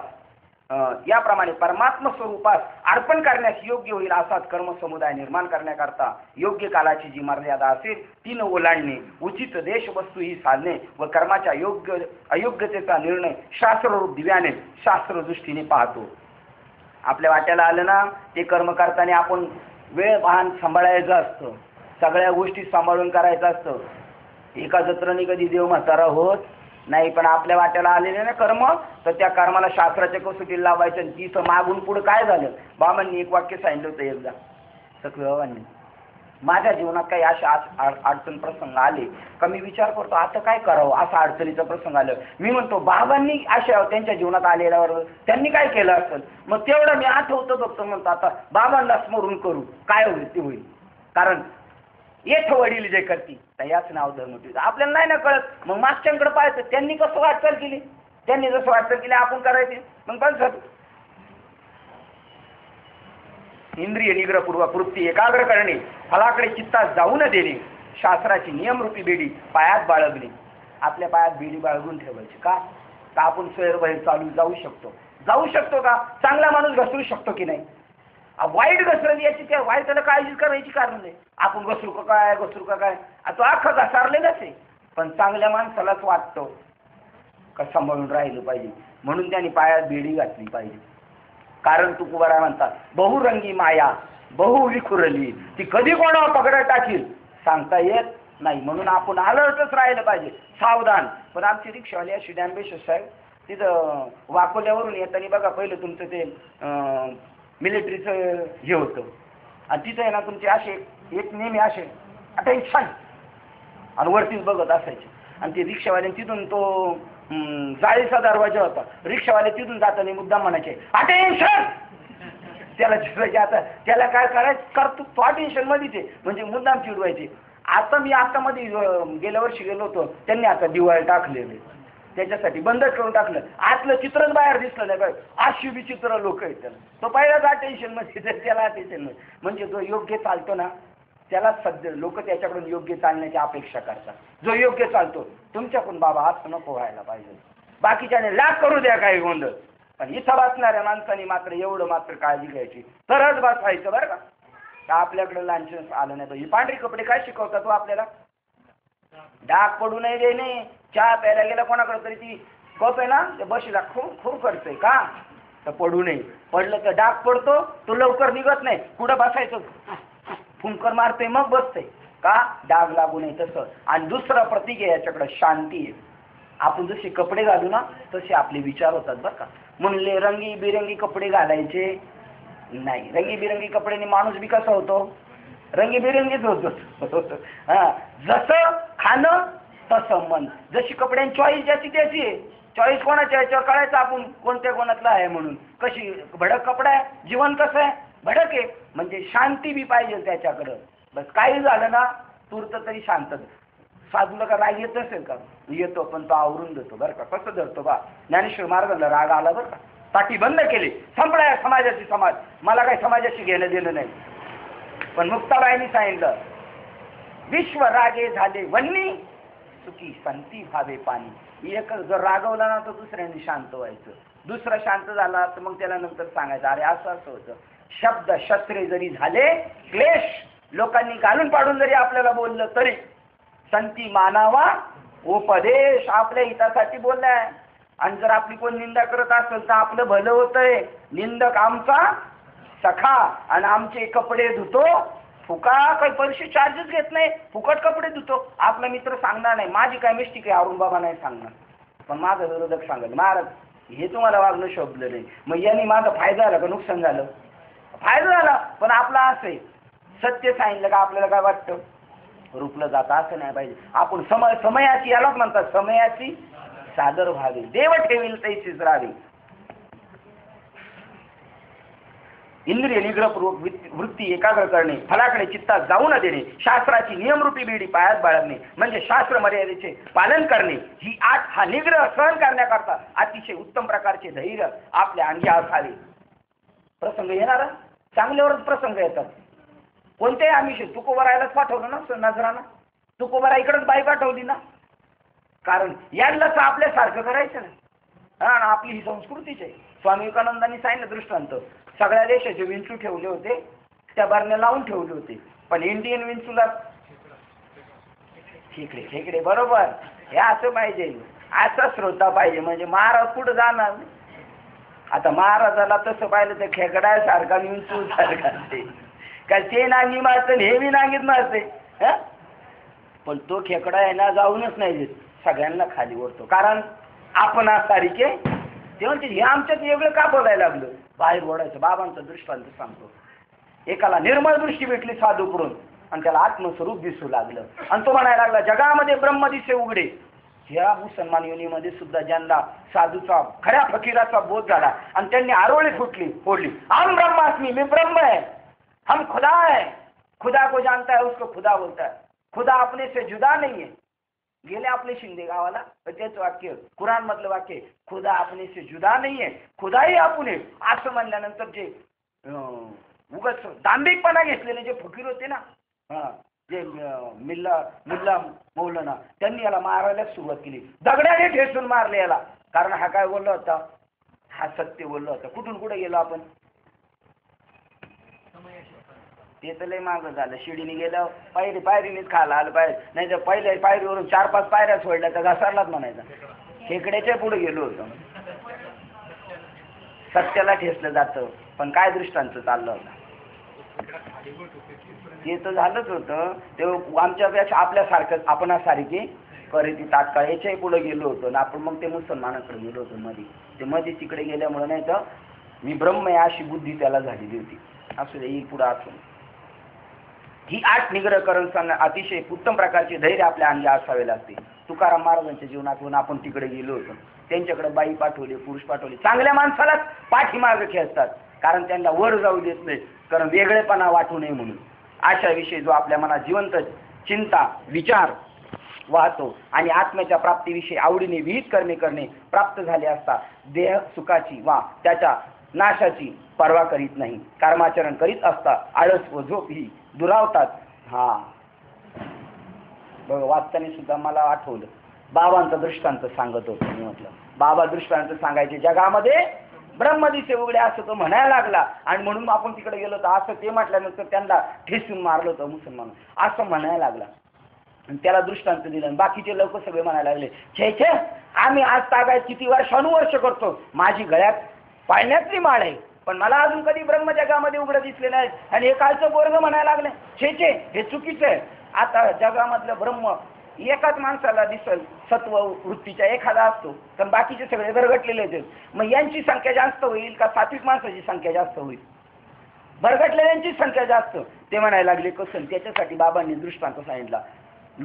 एक मुलगी आंधळी होती, मग तिला नवरा कसा बघून द्यावा. लोक म्हणतात सारख्याला वारकं बघून द्यावं, बीकॉम शिकला बीकॉम बघून द्यावा. मी ही आंधळी, हिला कमीत कमी डोळस द्यावा ना शोधून. पण ही सर्किट खोबडीची म्हणली सारख्याला सारखंच. दोघं आंधळी बघून गेली. आता त्यांच्या पोटाला पोरं बी आली, दोन्ही तिन्ही पोरं कशी आली, आंधळीच आली. पण एक डोळस निघालं. आणि ते म्हणायला लागलं आई गाडी आली, गाडी गेली, सूर्य उगवला, सूर्य मावळला, राजा आला, राजा गेला, कुत्रा आला, कुत्रा गेला. हे म्हणले याला भूतानी झपाडलेलं दिसते. कारण पहिली 3 पोरं असं काही बोललेच नाही. गाडी आली, गाडी गेली, सूर्य उगवला, मावळला, आणि हेच का बोलायला लागलं. मग डॉक्टरकडे घेऊन गेले. आता डॉक्टर यांच्या अज्ञानी माणसाच्या पुढं काय ज्ञान घाटे में आहे, मूर्ख को समजाते समजाते ज्ञान घाटे में आहे. अळकोला न होय उजला, सोमन साबण खाय. त्याला काय सांग. डॉक्टर म्हणले काय नाही. पण एक डॉक्टर होता, तो म्हणला बरोबर आहे तुम्ही म्हणता ना याला बुजबाधा झालेली, तुम्ही एक काम करा, याला 5,000 रुपये खर्च आहे. ते म्हणले वाटलं ते झालं चालेल, पण पहिल्या 3 पोरांसारखं जे बोललं पाहिजे. डोळंच होतं. मग उन्हाळा आपल्या पावसाळ्यात प्लॅस्टिकच्या चपला फाटलं कसं चढ्यावर त्या शिगा टाकून ठेवत्या डब्यात कोळशी, तसं त्या माणसाने 2 मोठ्या छत्रीच्या काड्या अशा तापायला ठेवल्या आणि त्या पोराला धरा म्हणले जाम, आणि त्याच्या डोळ्यात खूप असल्या. आता ते खूप असल्यानंतर ते दुसऱ्या दिवशीपासून का बोललं. आता गाडी आली, गाडी गेली, सूर्य उगवला, मावळला. हे म्हणले गुण आला, आमच्या वंशी असलं नव्हतं, हे कसं पिसं जन्माला म्हणले. पहा बरं, हा दृष्टांत सत्य बोलणाऱ्या माणसांबद्दल बरं का. जात तागाय जेवढ्यांनी सत्य बोलले, येशू ख्रिस्त म्हणले हे सगळं जगत ईश्वराने नटलेले, त्यांच्या हातात खेळ ठोकून मारले लोकांनी. सत्य जो बोलतो ना ते सत्य फार कडवं असतं. आणि म्हणून आपल्या गावठी म्हणी सुद्धा आहेत बा, खरं बोललेलं सख्या आईला पटत नाही. खरं बोललेलं तर मग विचार करा बरं, सत्य हे पचणं फार अवघड आहे. साचे कोही न बताय, झुटे जग पताइया, गली गली गोरस फिरी और मदिरा पैसे विकार.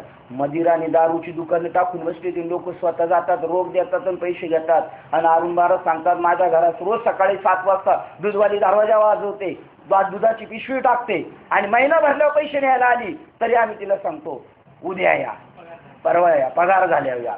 दुधाला फिरावं लागतं रोज घरोघरी, पैसे सुद्धा रोख नाही. महिन्यानी मागायला गेल्यावर पगाराला या म्हणतात. आणि दारू मात्र रोग देऊन जाऊन स्वतः घेतात. हा दृष्टांत म्हणजे दारुड्याचं आणि दुधाचं सांगायचो रे. परमार्थिक माणसाचं सांगितलेलं आहे.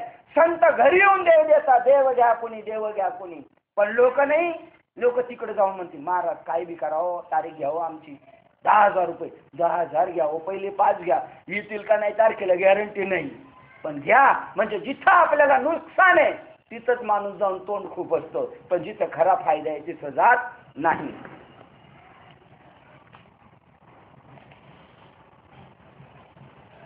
कुठं गेलो, पान उलटलं होतं ना आपलं.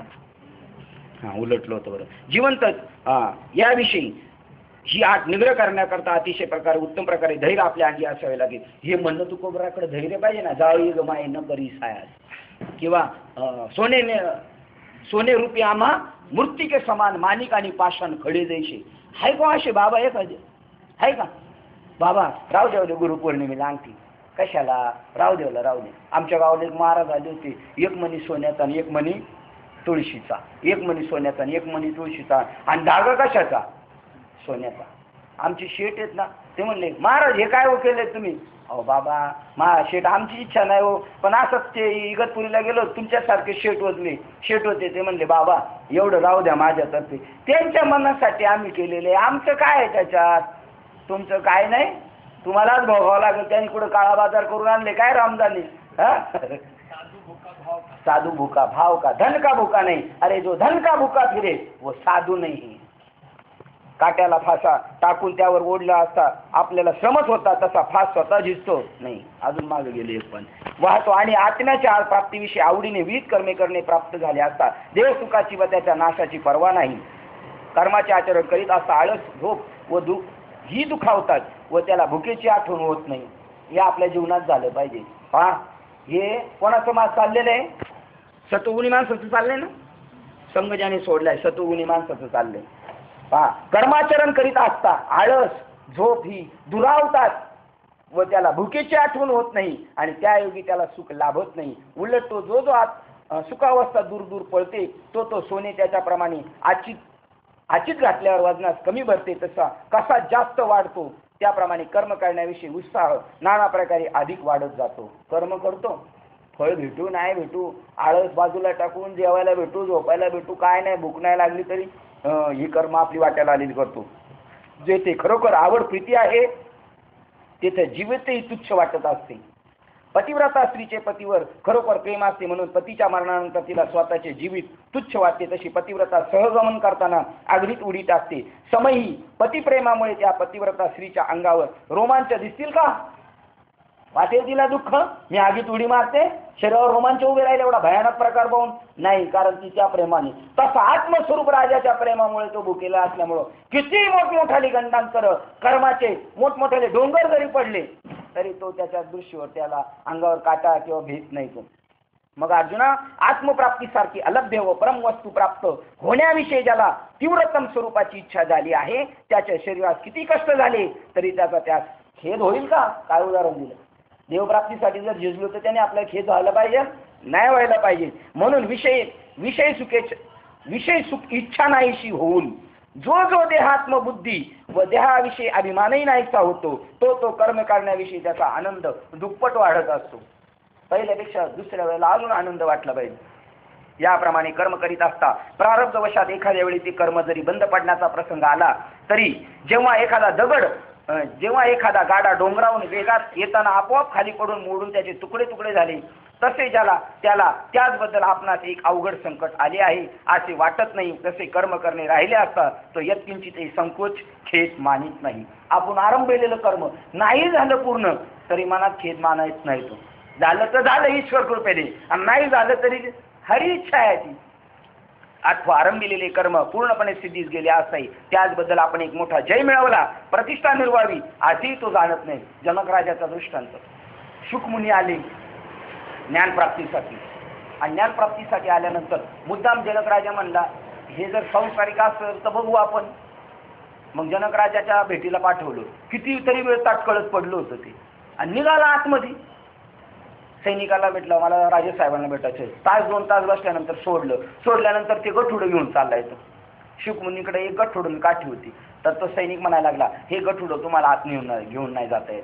नाही म्हणलं, माझं किमती त्याच्यात लंगोटे म्हणले, तुम्हाला जाता यायचं नाही. मग त्यांनी टाकलं, आतमध्ये गेल्यानंतर ती बाहेर गठुडं ती काठी ठेवली, आत गेला. आतमध्ये गेल्यानंतर एक सैनिक पळत आला, आणि जनक राजाचा शुकमुनीचा संवाद चालू व्हायचा. तेवढ्यात एक सैनिक पळत आला. अहो, आपल्या बाहेर घोडेशाळाच्या तिथं आग लागलेली. तर तो म्हणला, आम्हाला क्या आज्ञा आहे? तो शिपाई म्हणतो, जावा प्रयत्न करा विजवायचा. विजली तर ठीक, नाही तर हरी इच्छा. त्याच्यानंतर पुढे आल्यानंतर म्हणला, अहो, आपल्या स्वयंपाक घरापर्यंत आग आलेली आहे. तर 5 मिनिटांनी आल्यानंतर राजेसाहेबांनी परत तेच सांगितलं. तर हा विचार करतो, हा कसला राजा आहे? घोडे राहणार आहे, शाळेपर्यंत आग लागलेली आहे आणि जायला पाहिजे ना तिथं, हा जात नाही. म्हणतो प्रयत्न करा, झालं तर ठीक, नाही तर हरी इच्छा. दुसऱ्या वेळेला पळत आला. म्हणलं, आपल्या कुठपर्यंत आलं? दुसऱ्या वेळेला सांगितलं, स्वयंपाक घरापर्यंत आलेली आहे. तर तो म्हणला, विजवण्याचा प्रयत्न करा, नाही तर शेवटी हरी इच्छा. म्हणलं, काय कमाल आहे भाऊ, खाण्यापिण्याचा काय बंदोबस्त आहे का नाही? याला काही काळजी? कोण विचारतोय? शुकमुनी म्हणतोय. नंतर तिसरा म्हणला, अहो, आपल्या राजमहालापर्यंत आग आलेली आहे. तो म्हणला, विझवण्याचा प्रयत्न करा, नाही तर शेवटी हरी इच्छा. तसा शुकमुनी उठला आणि निघाला. म्हणला का? म्हणला, गेटवर माझं ते बाचकं राहिलेले ते आणायला चाललो. जनक राजा म्हणले, अरे त्या बाचक्यावर अजून तुझं प्रेम आहे, कशी ईश्वर प्राप्ती होईल तुला? काय रे त्याच्यात? म्हणलं, चिंध्या घेऊन आलोय त्या लंगुट्या, आणि त्याच्यावर तुझे हे, आणि तुझी परीक्षा पाहण्यासाठी जे म्हणलेले, कुठं आग लागली नाही काय लागली नाही, अजून तुझं त्या बाचक्यावर प्रेम. तसे आज मला ते आपले तुमचे पुतणे माझ्या शेजारी राहतात. म्हणले, या बरं का मेळाव्याला. तो म्हणला, मेळावा आहे? हा. त्या मंदिरावर का? म्हणलं, हा. म्हणला, मग चपला चांगल्या घालून नाही आलो पाहिजे. म्हणलं, मग माझ्या चपला आणून देतो तुला. तो म्हणला, मागच्या वेळेला माझ्या चपला देते. म्हणलं, माझ्या चपला तुला आणून देतो, तू बिंदास घालून ये. सांगा आता, मंदिरात आला तरी जर चपलं द्याने काय कीर्तनात त्याचं लक्ष लागणार आहे? हे त्यांचं म्हणणं म्हणजे त्यांचं नाही बरं का. एखाद्याला फॉर एक्झाम्पल माणूस म्हणतो यांचं अरुण बाबाचं अक्काचं नाव घेतो गोल्डे बाबाचं, म्हणजे एक म्हणणं झालं बरं का. हे सगळ्यांचं मत आहे, म्हणजे ते एकटे आणि आपण तसे नाही. आपण मी सुद्धा आल्यानंतर मी इकडे चपला नाही ठेवतो, तिकडं कोपऱ्यात ठेवतो, अख्खा दिवस घालत नाही जाताना. मग चांगले उलट चपला जाणं चांगले. कारण ज्ञानेश्वर महाराज म्हणतात फलाशेच्या चपना वाहना तो पायात घालत नाही. 7व्या अध्यायात सांगितलं फलाशेच्या 19 नंबरच्या श्लोकात फलाशेच्या वाहना तो पायात घालत नाही. आपल्या गेल्या पाहिजेत. असं तुमचं अजून कोणाचं जातात का नाही? यांच्या महिन्याला जातं, त्याच्या वर्षाला माझ्या अगोदर जात होते पण इकडे आल्यापासून बंद झाल्या भूत पट्टा झालं सगळ्यांना घेऊन.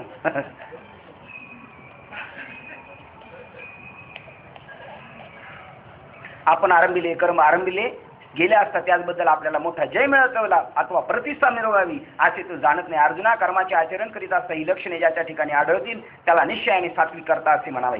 हे धनंजय आता राजसकर्त्याची ओळखण्याची चिन्हे सांगतो ऐक. तो जगातील सर्व अभिलाषांचे माहेरघर आश्रय स्थानच होईल.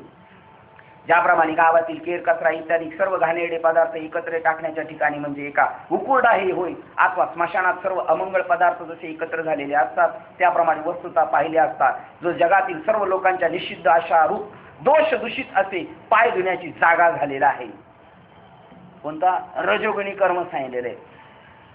म्हणून ज्या कर्मामध्ये सोप्या साधनाने इच्छित विषय फलप्राप्ती होण्याची दाट शक्यता आहे ते कर्म काढण्याकडे रोख ठेवून त्या कर्मास आरंभ करतो आणि आपण संपादन केलेल्या द्रव्याधिक पदार्थापैकी कवडी खर्च होऊ देत नाही आणि क्षणोक्षणी त्या पदार्थावर आपला जीव ओवाळून टाकतो.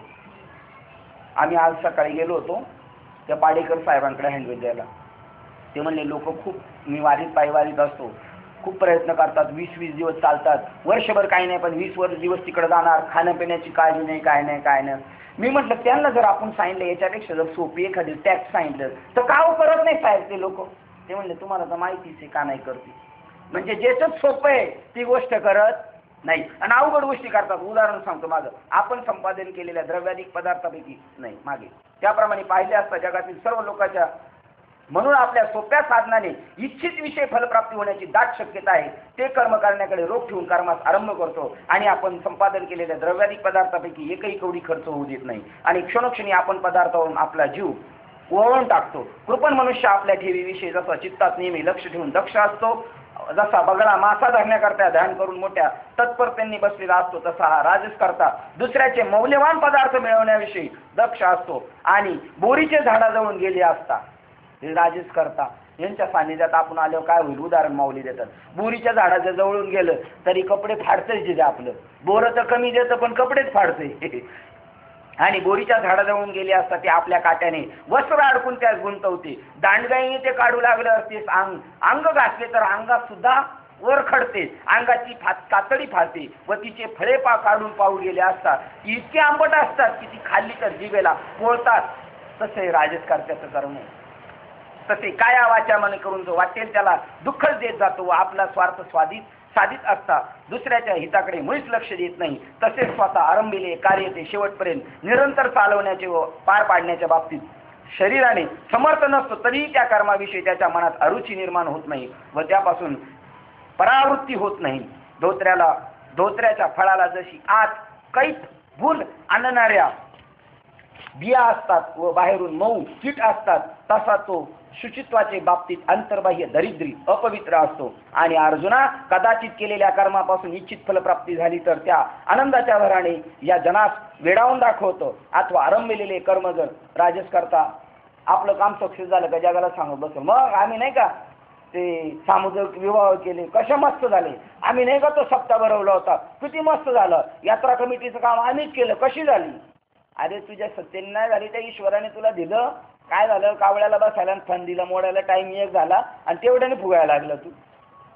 अथवा आरंभलेले कर्म जर फलद्रूप झाले म्हणजे न झाले म्हणजे निष्फळ झाले तर त्या शोकाने ग्रस्त होऊन त्या कर्माचा धिक्कार करावाच लागतो. अशा रीतीने कर्माविषयी ज्याची वागणूक तू पाशील दृष्टीच पडेल तो राजस करता होय असे खच्चित निश्चयाने समज. आता यानंतर दुसरा जो वाईट कर्माची मुख्य खानच असा तामस करता त्याची लक्षणे तुला स्पष्ट रूपाने कळतील अशी सांगतो.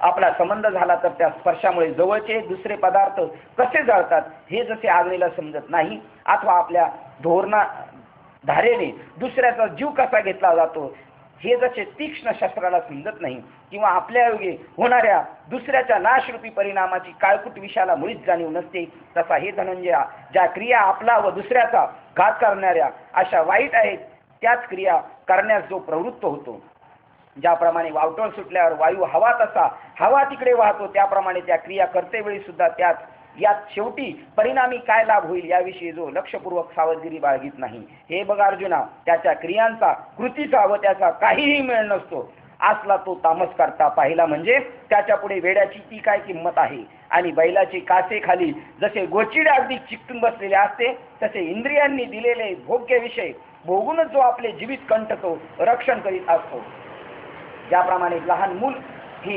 योग्य अयोग्य वेळ न जाणता हसण्यास व रडण्यास आरंभ करते, त्याप्रमाणे त्याच्या कृतीत काही मेळ नसतो, म्हणजे स्वैर वागत असतो. प्रकृतीच्या अधीन असल्यामुळे करण्यास योग्य काय व अयोग्य काय याविषयी निर्णयाचे ज्याला ज्ञान नसते व केराने जसा उकुरडा फुगतो तसा तो स्वैर कर्माचरणाच्या तृप्तीने फुगलेला असतो. म्हणून गर्वाच्या भरात मान्यपणाच्या नावाने ईश्वरासही नम्र होत लवत नाही व ताठ्याने स्तब्धपणाच्या बाबतीत डोंगरालाही त्याच्यापुढे किंमत नसल्याने तुच्छ करतो. आणि ज्याचे मन म्हणजे केवळ विषयाच्याच लाटा होत, ज्याचे आचरण नेहमी पक्के चोरटे असते, वरकांती दिसण्यात चांगले पण अंतर्यामी दुसऱ्याचा घात करणारे असते, आणि दृष्टी केवळ वेशेच्या कपटी प्रेमदृष्टीप्रमाणे वरपंग गोड पण खरोखर दुसऱ्याचे सर्वस्व हरण करणारी कपटी असते. इतकीच नव्हे तर ज्याचा सर्व देहच कपटाचाच बनलेला असतो व ज्याचे आयुष्य जगणे म्हणजे जुगाराच्या तिवट्यावरचे वाईट कृत्याचे माहेरघरच होय, त्याचा आविर्भाव अवतार म्हणजे केवळ अभिलाषरूपी स्वार्थी लुटारू भिल्लांचे राहण्याचे गावच होय. म्हणून त्या वाटेने कोणीही जाऊ येऊ नये आणि दुसऱ्याचे चांगले केलेले वा झालेले पाहून ज्यास आपल्यावर संकटच कोसळले म्हणून वैर उत्पन्न होते.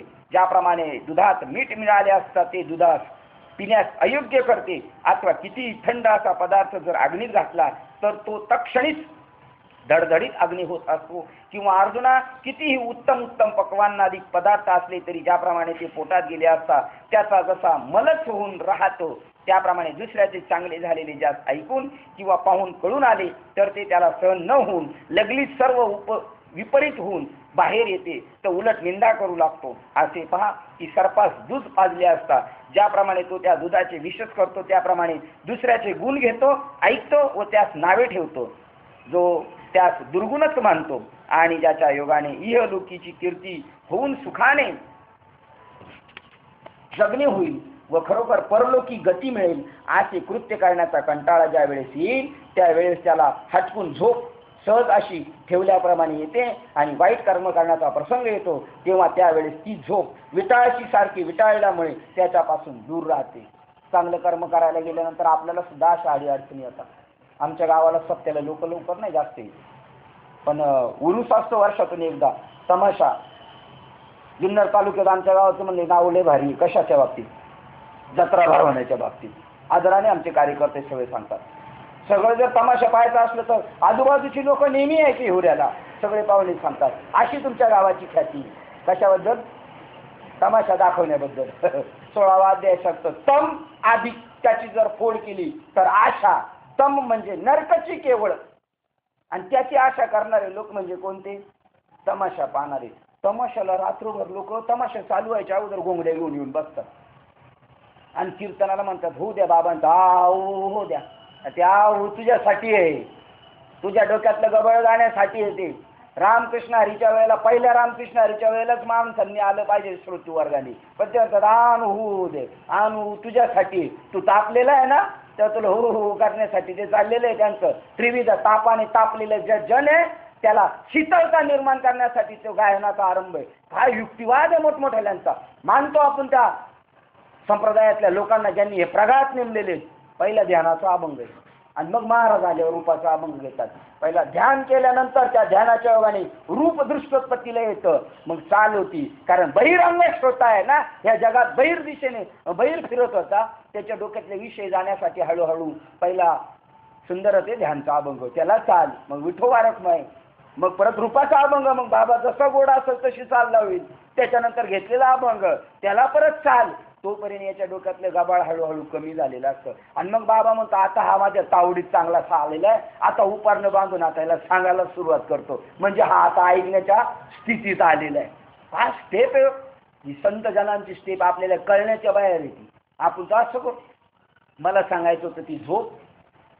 तुकोबाराय म्हणतात सावध झालो सावध झालो आलो हरीच्या जागरा, जेथे वैष्णवाचे भार जय जयकार गरजती, पळून या गेली झोप होते पाप आडते. कीर्तनाला 2 तास बसलो तरी माणसं डुकलेले येतात.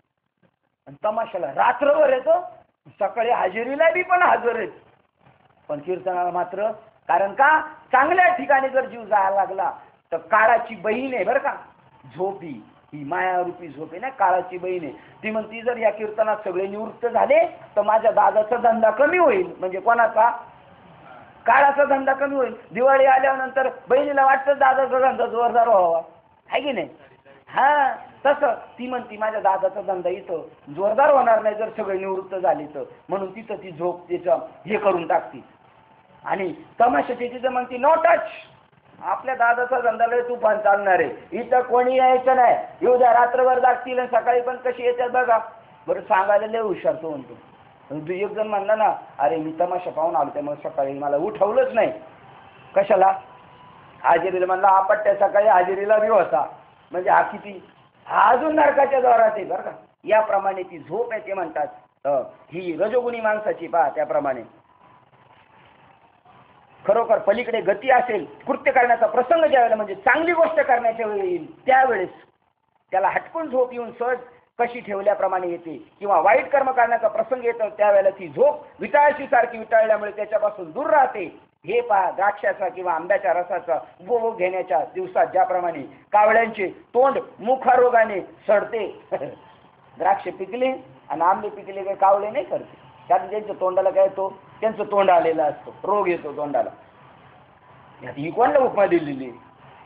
आता त्या कावळ्यांना बोललेत काही, गावाला दसकरीला कावळे शिवायला नाही साहेब, कितीतरी गावांची समस्या आहे. आणि काल मी दसकरीला एका प्रवचनाला गेलो इथं मुंबईला, लगेच सगळे कावळे जमले तिथं. मी म्हणलं गावचे कावळे का सगळे मुंबईला आले का काय? गावाला एक कावळा नाही. कावळ्याची दृष्टी चतुर असते, कुठं फायदा आहे कुठं नाही. तसे आपण सगळे गावावरून आलेलो आहेत. हे पहा, त्याप्रमाणे कल्याण होण्याची वेळ आली तेव्हा द्राक्षाच्या किंवा आंब्याच्या रसाचा उपभोग घेण्याच्या दिवसात ज्याप्रमाणे कावळ्याचे तोंड मुखरोगाने सरते किंवा घुबडाचे डोळे ज्याप्रमाणे दिवसाच फुटतात त्यास दिसेनासे होते, त्याप्रमाणे कल्याण होण्याची वेळ आली असता म्हणजे सत्संगती किंवा सत्शास्त्र श्रवणाची वेळ आली असती त्यास आळस ग्रासून टाकतो. समजायचं आपलं कर्म असे म्हणून. आणि उलट अन्यायाने चुकीचे कर्म करण्याचे वेळी तो म्हणेल तसे होते. तोच आळस याच्या हुकमात वागतो. जसा समुद्राच्या पोटात अग्नी वडमांडळ अखंड जळत असतो, तसा जो अंतकरणात दुसऱ्याचे उत्कर्ष सहन होत नाही असा अखंड विषाद वाहत असतो. लेंड्याच्या विस्तवात जसा शेवटपर्यंत धुरत वागतो. काय ज्ञानेश्वर महाराजांची चिंतन, गवऱ्या पेटवल्या तर पेटतील, पण लेंड्या शेळीच्या पेटतील का? काय माऊलीचं चिंतन बघा. लेंड्यांच्या विस्तवात जसा शेवटपर्यंत धूर असतो किंवा अपानद्वाराने निघणाऱ्या वायूच्या अंगात जशी दुर्गंधी असते तसा जन्मभर जो खेदाने ग्रासलेला असतो मरेपर्यंत मनात विषाद बाळगतो. आणि अर्जुना जो भ्रमाने कल्पांताच्या पारा पलीकडेही आपल्याला लाभ होईल अशा अभिलाषाने धोरणाने व्यापाराचे सूत्र हाती धारण करतो, व्यापार आरंभ करतो. अरे जगापलीकडे जगातील जे शहाणे लोक व्यापार करीत नाहीत ते करण्याविषयी मनात इच्छा चिंता वाहतो व कर्म करतो, परंतु त्यापासून इच्छित लाभापैकी गवताच्या काडीचाही लाभ होत नाही. असा जो लोकांमध्ये मूर्तिमंत पाप राशीच होय असे तू पाहशील तो निसंशय सर्व तो तामस करता आहे असे जाण. याप्रमाणे अर्जुना तुला कर्म कर्ता व ज्ञान या तिन्ही त्रिविध लक्षणाचे खुलासेवार सांगितले. आता अविद्यारूपी गावात मोहरूपी वस्त्र नेसून संशयात्मक सर्व अलंकार घालून आत्मनिश्चयाची शोभा चांगलेपणा स्पष्ट दाखवण्याची जी बुद्धी म्हणजे मूर्तिमंत एक आरसात आहे, त्या बुद्धीची प्रवृत्ती 3 प्रकारची आहे आता सांगतात. आता कर्म करता सांगितलं ना, आता काय सांगतात? बुद्धी सांगतात. कारण कर्म करायला प्रवृत्त कोण करतं?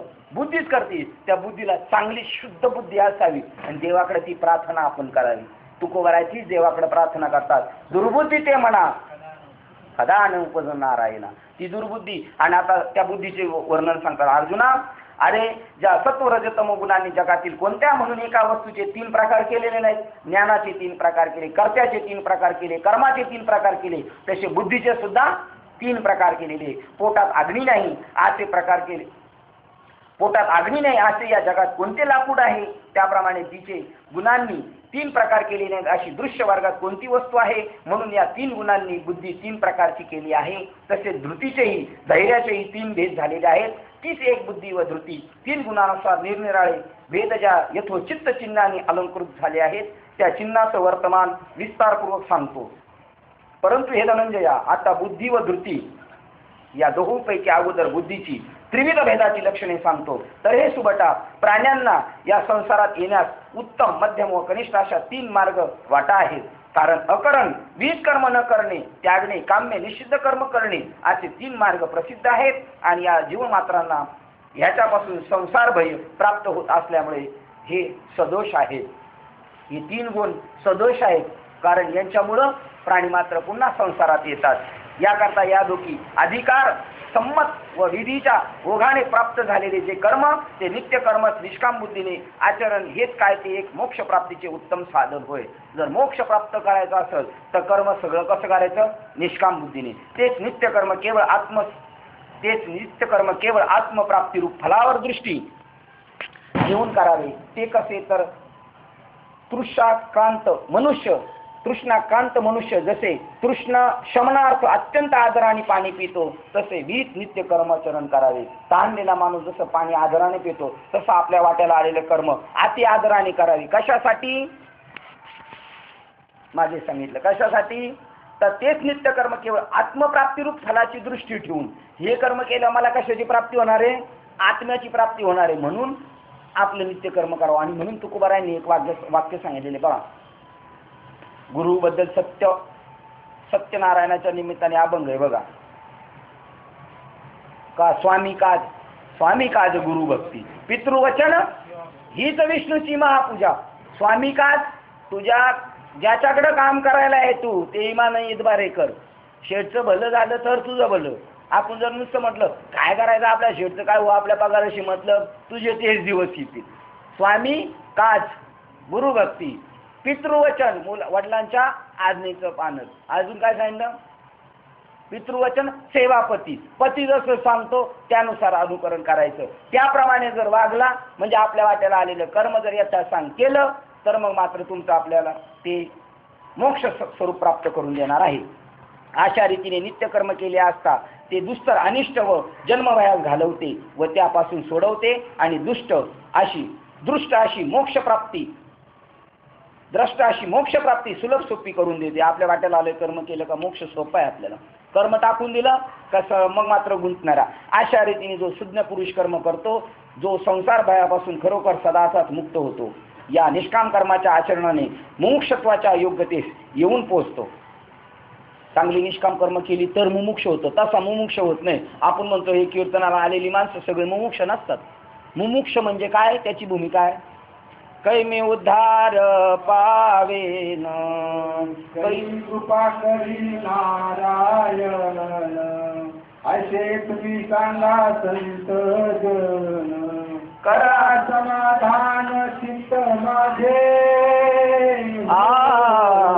कै खंड येईल करू. आमचं कर्म लय वाईट आहे, पण त्या कर्मावर काय खंड येईल असं काय उपक्रम सांगा तुम्ही, असं साधन सांगा, ते कर्म नेट नाबूत होईल. अशी स्थिती ज्याला झाली त्याला मुमुक्ष म्हणतात. कीर्तनाला आलेले सगळे मुमुक्ष नसतात. मुमुक्ष कधी होईल ते म्हणतात निष्काम बुद्धीने जेव्हा कर्म करील तेव्हा तो मुमुक्ष होईल. मुमुक्ष झाल्यावर मग त्याला हे प्रश्न पडतील, मग तो सद्गुरूला जाऊन विचारील. ज्या अर्थी आपण अजून कोणत्याच बाबाला विचारलं नाही बाबा मला देव भेटेल का. प्रत्येक बाबाला आपली ड्युटी आहे. आपल्याला गीतेने अधिकार दिलाय. परिप्रश्नेनं सद्गुरूला प्रश्न करायचा जाऊन. काय 2 प्रश्न विचारायचे, मी कोण, देव कोण, आणि त्याचा माझा संबंध काय. पहिला प्रश्न बाबा देव कोण आणि मी कोण.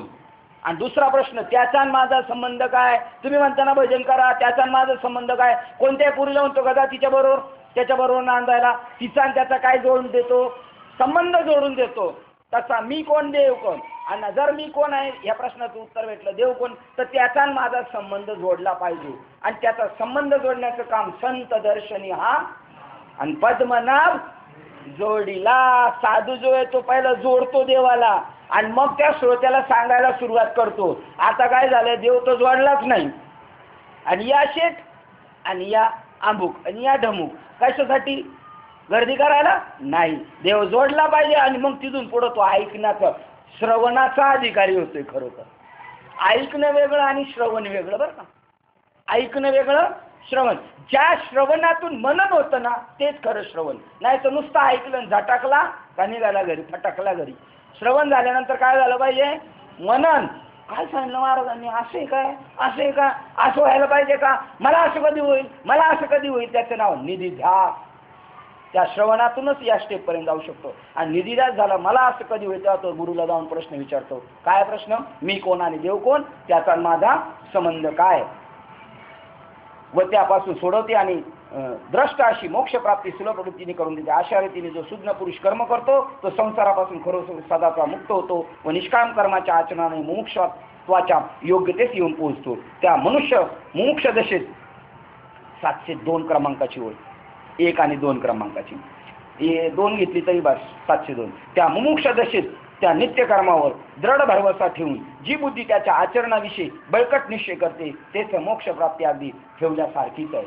मोक्ष प्राप्त जेव्हा आपल्याला सहज प्राप्त होईल जर आपण हातोटीने गेलो होतो.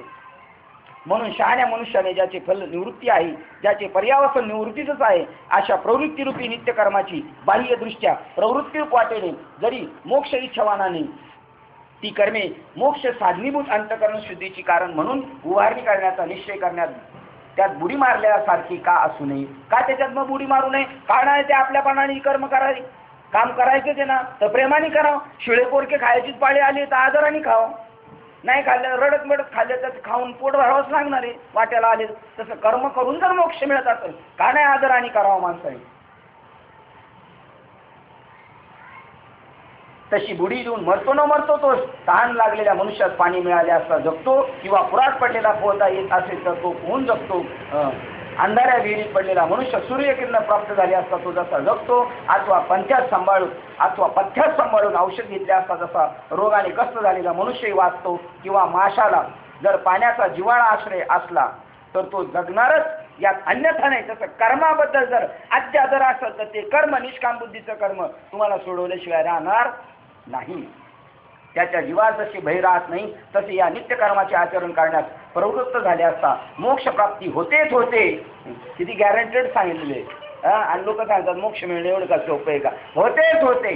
हे नित्यकरणीय कर्म करण्याकडे ज्या शुद्ध ज्ञानाची प्रवृत्ती असते. आणि हे बघ अकरणीय म्हणजे खरोखर आचरणाची योग्य न होय अशी जी काम्याधिक कर्मे जी संसारदायक आहेत, संसार भयदायक आहेत, व ज्या कर्मावर शास्त्राचे निश्चित कर्माचे शिंतोडे पडलेले आहेत, त्या अकरणीय, अचारणीय, अनाचरणीय व जन्ममरणदायक अशा वाईट कर्मापासून जी बुद्धी आपल्या प्रवृत्ती आपल्या मागी पायीच पळवते. अग्नी जसा प्रवेश करत नाही, अथांग खोल पाण्यात जशी उडी घालवत नाही, व धगधगीत तापून लाल झालेल्या शूळ जसा हातात धरवत नाही, अथवा फू फू असे फुसकारे टाकीत असलेला काळा नाग प्रत्यक्ष पाहून त्यास धरण्यासाठी जसा हात घालवत नाही, व ज्याप्रमाणे वाघाच्या गाळीत गुहेत कोणास जाववत नाही, त्याप्रमाणे अकरणीय निश्चित कर्म पाहून ज्या बुद्धीत निश्चय करून मोठे भय उत्पन्न होते. जे कर्म आपल्या वाट्याला आले ते आता सण करण्यास काय हरकत नाही, पण जे निश्चित कर्म एक शास्त्राने सांगितलंय त्याच्यापासून तो लांबच पळतो. त्याप्रमाणे अकरणीय निश्चित कर्म पाहून ज्या बुद्धीत निश्चय करून मोठे भय उत्पन्न होते. विष घालून तयार केलेले अन्न खाल्ले, सेवन केले असता मरण चुकत नाही, तशी जी बुद्धी निश्चित कर्माचे आचरण केले असता जन्ममृत्यू चुकत नाही असे बंदास पाहते. मग बंद भयग्रस्त जे निषिद्ध कर्म ते प्राप्त झाले असतात, ज्याचे आचरण केले असता जन्ममृत्यूचे भय प्राप्त होते, असे समजून जी बुद्धी त्या कर्माच्या त्यागाचा विनियोग करते. ते कर्म करायचंच नाही त्याचं त्यागच करून टाकतो. रत्नपारखी जसा खऱ्या खोट्या रत्नाची पारख करून निर्णय करतो, तसा कार्य अकार्य याविषयी प्रवृत्ती निवृत्ती रूप मापाने जे निर्णय करते, तसेच जी बुद्धी चांगले आणि वाईट याचा विचार स्पष्ट करावं निरंतर जाणते, तीच सात्विक बुद्धी होय असे समज. खऱ्या खोट्याचा निवाडा आपल्याला करता आला पाहिजे. दूध का दूध पाणी का पाणी, पण व्यवहारातलं कळतं पण परमार्थातलं कळत नाही आपल्याला. जसा भैया आपल्याला नेहमी दुधात पाणी घालून देतो, त्याचं दूध आपण कायम वर्षानुवर्ष चालू ठेवतो, बरोबर ना. जो दूध पाणी भैया नेहमी दुधात पाणी घालून देतो, त्या भैयाचं दूध आपण आयुष्यभर चालूच ठेवतो, कधी बंदच करत नाही. बरोबर का गलांडे आजी? बरोबर म्हणतात. म्हणजे माझं आता आवरून घेण्याचं काम मजा आहे का नाही. त्या भैयाचं दूध लगेच बंद करून टाकतो, पाणी देतोय हा भैया. आपण कीर्तन प्रवचनाला गेल्यानंतर आपण कधी विचार केला का हा भैया दूध घालून पाणी देतो का पाण्याचं दूध घालून देतो? काही भैया तो इतके चापतरी आबा महाराज सातारकर सांगतात आपले. म्हणले मी रोज दूध घेतो, मी पाहिलं या भैयाने आज दुधात पाणी घातलेलं आहे. त्याला म्हणलं क्यों भैया, दूध में पाणी मिलाया ना तूने? तो म्हणले राम जी की कसम दूध में पाणी नाही मिलाया ना. म्हणलं आबा म्हणले अरे मी 101% सांगतो, मी शेतकऱ्याचा पोरगा आहे, तू पाणी घातलंय, राम जी की कसम झूठ नाही बोलताय, दूध में पाणी नाही डालाय. ते म्हणले जाऊ दे आतमध्ये ये, चहा पाणी पी, खरं सांग मलाही माहिती आहे याच्यात पाणी तुलाही माहिती आहे. तो म्हणतो तू राम जी की शपथ कैसे ली? म्हणलं हम राम जी की कसम कभी नहीं लेते, मैं दूध में पानी नहीं डाला है मगर पानी में दूध डाला है. पहले दूध निकालने को गया तो बादली में पानी लेके गया था और ऊपर से गाय का दूध निकाला, भैंस का उसने निकाला. असे भैये इथल्या गादीवर बसलेले, कधी निवाडा करायचा का नाही, चालू द्या सर सट्टा. आणि म्हणे आम्ही फुकटे कावळे, हे आपल्याला म्हणलं बरं का, फुकटे कावळे म्हणे आम्ही, राजहंसा वेगळे निराळे, राजहंसापेक्षा वेगळे. आमचा संप्रदाय हंसरूपी ब्रह्म, त्याला वारकरी संप्रदाय म्हणतात. हंसरूपी ब्रह्म उपदेश श्री हरी. हंसाला वाटीत दूध आणि पाणी मिक्स करून दिल्यानंतर पाणी जाग्यावर ठेवतं आणि दूधच सेवन करतं.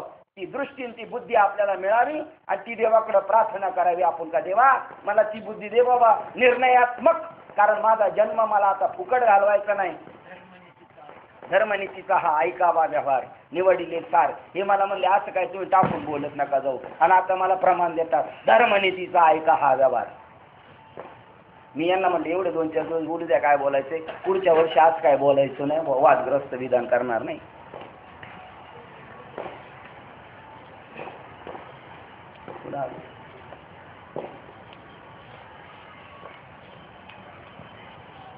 हा तसे जी बुद्धी चांगली आणि वाईट याचा विचार स्पष्ट जाणते ती सात्विक बुद्धी होय असे समज. आता राजसी बुद्धी आई बगळ्याच्या गावात जसे दूध पुढे आहेच ठेवलेलं आपल्या वाट्याला, जसे राजसी बुद्धी आई बगळ्याच्या गावात दूध आणि पाणी एकत्र असले, आणि म्हणून तुकोबाराने हा अभंग केला बरं का. आठवत असेल तर बघा, त्या अभंगाची सुरुवात असे, त्याचं ध्रुवपती आहे काय, नका येथे कोणी नका दंत कथा येथे कोणी सांगू. सुरुवात आहे त्या अभंगाची, नका दंत कथा येथे कोणी सांगू, कोरडे ते बोल कोण मानी, अनुभव येथे व्हावा शिष्टाचार. न लगते 4 आंबा पुढे 4 वेदाचा अभ्यास केला असेल तर आमच्या पुढे चालणार नाही, अनुभव पाहिजे. आणि त्याचं 3रं चरण आहे, निवडी वेगळे क्षीर आणि पाणी, राजहंसे दोन्ही वेगळी केली. काय तुकोबरायचं प्रमाणे, निवडी वेगळे क्षीर आणि पाणी, राजहंसे दोन्ही आपण हंस व्हावे. आपल्या ज्ञानोबाला आनंद होईल, अरे माझ्याच संप्रदायाचे दिसतात म्हणतील, आमच्या माऊलीच्या संप्रदायाचे हंस दूध का दूध आणि पाणी का पाणी, कारण बगळासारखा दिसतो आणि राजहंस सुद्धा. आणि याला तुकोबाराने अजून दुसरा अभंग निवडला, दोन्ही दिसती आणि वर्म जाणे तो पारखी. पण कोण वर्म जाणू शकतो? बैल घेणारा जो आहे त्यालाच कळतं हा चौसा आहे का दुसरा आहे. पण ज्याला कळतच नाही त्याच्यावर यांच्याबद्दलही प्रमाण केलं आणि ऐकणाऱ्याबद्दलही तुकाराम महाराजांनी एक प्रमाण कळलं. कोणाला कळलं हे? दूधही पांढरे ताकही पांढरे पण जेवणारे सवी जाणती. ज्याला जेवायचे त्याला कळत, दूधही पांढरं आणि ताक पांढरं, पण खाल्ल्यावर सांगाल ना आंबट आहे म्हणून, ताक आहे का दूध आहे. पण जर खाल्लंच नाही तर काय गाजरं सांगणार आहे, हा दूधच आहे दूधच आहे, चालू द्या दूधच आहे दूधच आहे. कबीरा लहरी समंदर की मोती बिखराय, बबूला पारख न जाने, हंसा चुनी चुनी खाय. हंसा शोधून शोधून पाच कोवरायचा असत प्रमाणे. हा वेच भाग्यवंत घेती वेचून या मोल, फारवाही मेले फारवा आता. नुसतं पाठ करण्यामध्ये गेले, पण जे खरेखर भाग्यवंत आहे त्यांनी वेचून घेतलेले आहे ते. जसं हंस चुनी चुनी खाय. हंस काय खातो सांगा बरं? हंस कशाला म्हणतात? हंसरूपी संप्रदाय. हंस फक्त मोतीच खातो आणि बगळ किड बी खात्यात. हंस मोती म्हणजे आत्मस्वरूप प्राप्त करून घेणारे आम्ही हंसराज आहोत.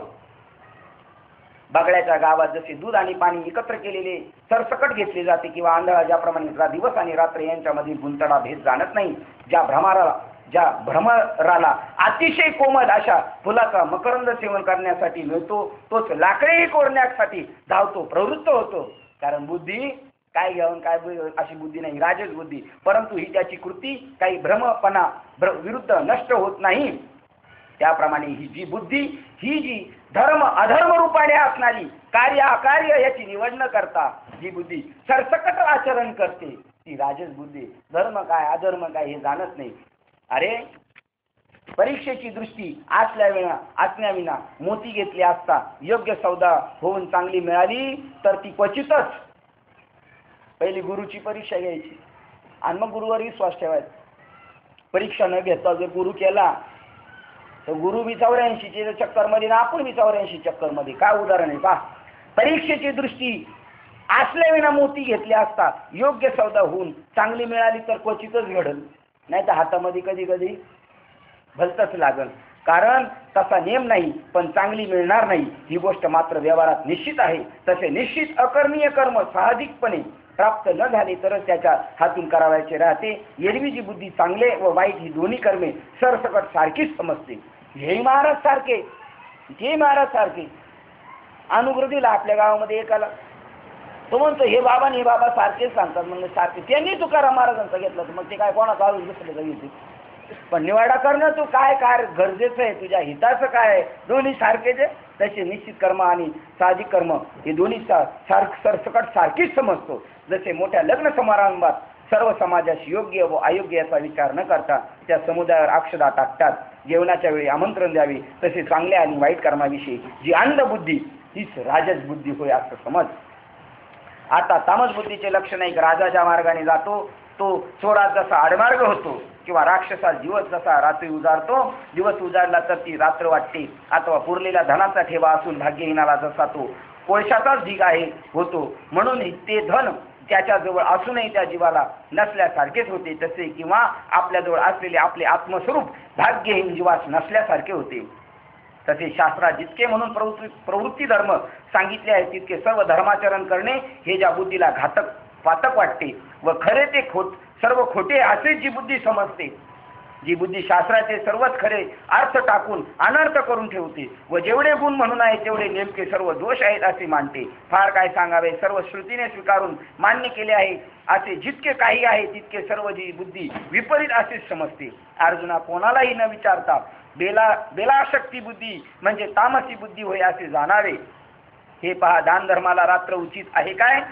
धर्माविषयी अज्ञान असणारी बुद्धी दान धर्माला रात्र उचित आहे काय? धर्माविषयी अज्ञान असणारी बुद्धी धर्म अधर्म निर्णयास काय उपयोगाची? याप्रमाणे ही आत्मज्ञानरूपी कमलाला विकसित करणाऱ्या चंद्रासारख्या अर्जुना, तुला बुद्धीचे 3 भेद स्पष्ट करून सांगितले. आता त्याच बुद्धी निवृत्तीचे यच्चयात कर्म करण्याविषयीचा जेव्हा निश्चय होतो तेव्हा तिला त्या त्रिविध धैर्याकडून आश्रय दिला जातो. त्यास धृती अशी संज्ञा प्राप्त होते. त्या धृतीची 3 प्रकार आहेत. त्याची लक्षणे स्वरूपे उचित लक्षणासह स्पष्टपणे सांगतो, तिकडे तू चांगले लक्ष दे. सूर्योदय होताच जसा चौर्य कर्माचा अंधार थांबतो, नाहीसा होतो, म्हणजे रात्रीची कर्म करतात ती वाईट कर्म थांबली जातात, किंवा राजाची आज्ञा हुकूम दुष्ट व्यवहार बंद करते, किंवा वारा चांगला एकसारखा सपाट्याने वाहू लागला असता मेघ हे आपल्या गर्जनासह आपणही नाहीसे होतात, अथवा अगस्त्य ऋषीच्या दर्शनाने समुद्र गर्जना सोडून मौन धारण करून राहतात, किंवा चंद्रोदय झाल्याबरोबर सूर्य विकासनी कमले समुदाय आपोआप मिटतात. हे असू दे, जर गर्जना करून सिंह पुढे आला तर मदोन्मत्त हत्ती पुढे टाकण्यासाठी उचललेला पाय खाली ठेवीत, त्यास तसे सुचत नाही. तसे अंतकरणात जे सात्विक धैर्य उत्पन्न झाले असता मन, प्राण व इंद्रिये ही आपापला व्यापार उभ्या टाकून देतात. मन संपलं, काय झालं अजून? प्राण वगैरे अर्जुना, इंद्रिय व विषय यांच्या पडलेल्या स्नेहात्मक गाठी आपोआप सुटतात. मन, बुद्धी आणि इंद्रिय त्या विषयापासून सुटले जातात. अर्जुना, इंद्रिय व विषय त्यांच्या पडलेल्या स्नेहात्मक गाठी आपोआप सुटतात आणि ती 10 इंद्रिय घाबरून आपली मनरूपी जी आई त्या मनोमायेच्या पोटात शिरतात. आपापल्या विषय संघाचा त्याग करून अंतर्मुख होतात.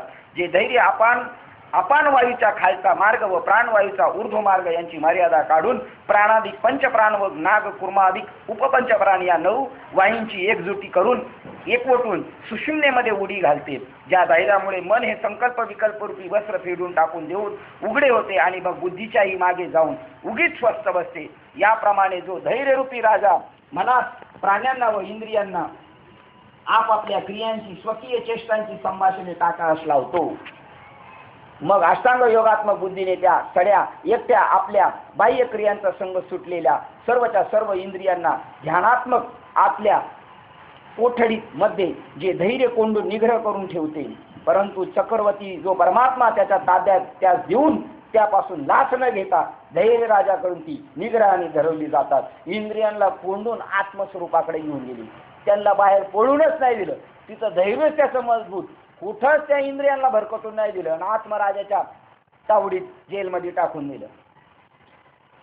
ती निग्रहाने धरली जातात. अरे अर्जुना, असे जे धैर्य ते या जगी केवळ सात्विक धैर्य होय असे समज. आता लक्ष्मीपती जे श्रीकृष्ण म्हणतात आणि असे लक्ष्मीपती श्रीकृष्ण म्हणतात आणि शरीर हेच माझे स्वरूप असे मानून जो आता दुसरं धैर्य चालू झालं, राजस धैर्य चालू झाले आणि शरीर हेच माझे स्वरूप असे मानून जो जीव स्वर्ग आणि संसार या दोही घरात धर्म अर्थ व काम या 3 उपायाने आनंदाने नांदतो वास करतो. हे वाक्य आनंद विचार करण्यासारखे बरं का. कोणतं? धर्म अर्थ आणि काम.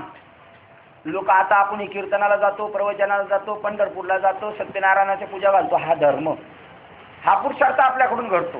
काम पुरुषार्थ घडतो. अजून धर्म अर्थ अर्थ हा सुद्धा घडतो. पण चौथा सेपरेट पुरुषार्थ आहे, त्याचं नाव मोक्ष पुरुषार्थ साधणे. हाच खरा स्वार्थ आहे आपला.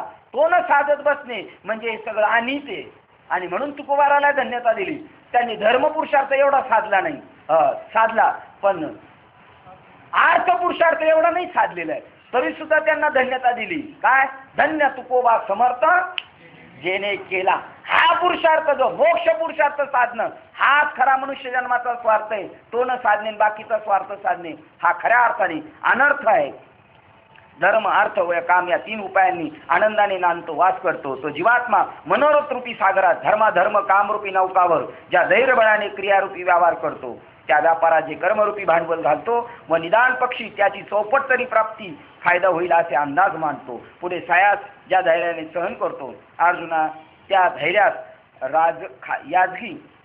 या जगी राजस धैर्य असे म्हणतात. आता तिसरे जे तामस धैर्य त्याची लक्षणे सांगतो. जसा कोळसा हा काळेपणाने घडलेला असतो, त्याप्रमाणे ज्याची तामसी धैर्याचे स्वरूप सर्वात अधम असा जो तमोगुण या गुणाने ज्या रूपाला येणे असते. अहो, जो तमोगुण अगदी प्राकृत जड आहे आणि हीन नीच असा आहे, तरी त्याला गुणपणाची मोठी पदवी देण्याचे प्रयोजन तरी काय अशी शंका येईल. तर असे पहा की पापी दुष्ट असलेल्या राक्षसांनाही पुण्यजन असे म्हणत नाहीत का?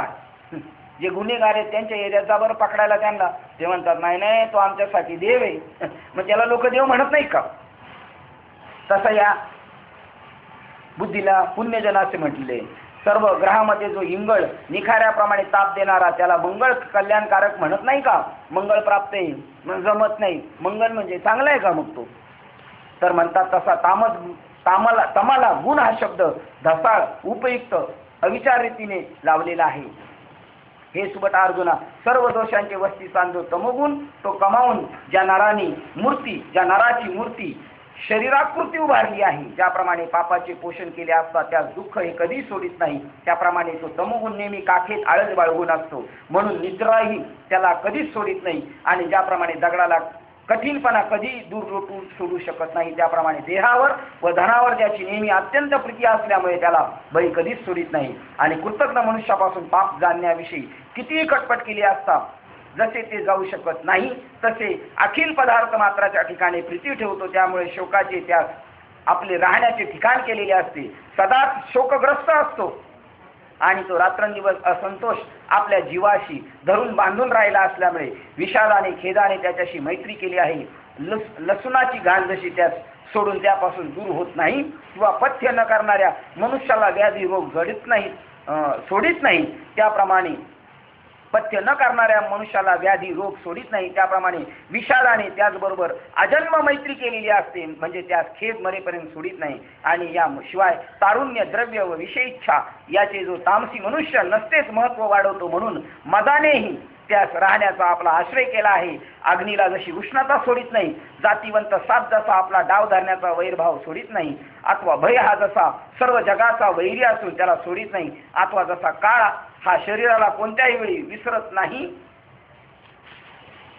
तसा तमोगुणयुक्त मनुष्याच्या ठिकाणी मद अखंड सदाचाच असतो. याप्रमाणे निद्रा, भय, शोक, विषाद व मद हे 5 तमाचे दोष तामसी माणसाच्या ठिकाणी ज्या धैर्याने धारण केले आहेत, अर्जुना, त्या धैर्याला या जगी तामस धृती असे म्हणतात, असे जगन्नायक भगवान श्रीकृष्ण म्हणाले. त्याप्रमाणे 3 प्रकारच्या ज्या बुद्धीने पहिल्यांदा जो कर्माचा निश्चय केला जातो, तो या जगी त्रिविध धैर्याचे शेवटाला नेला जातो.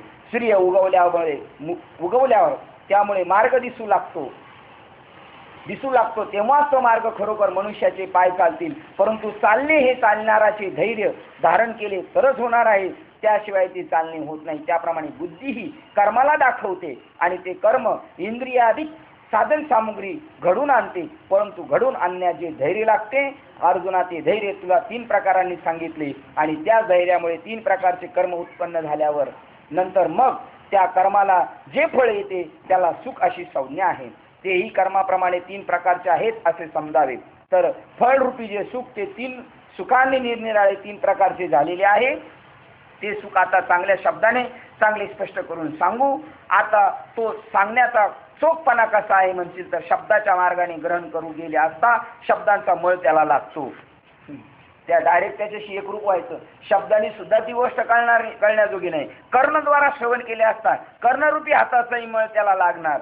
म्हणून ज्याच्या योगाने शब्दार्थाधिक श्रवणार्थ अवधानाबरोबर बाहेर यावे लागते, त्याचाही अव्यय करून ते केवळ अंतर्मुख अंतकरण श्रवण कर असे बोलून देवाने त्रिविध सुखाचे वर्णन करण्याविषयी प्रस्तावना केली.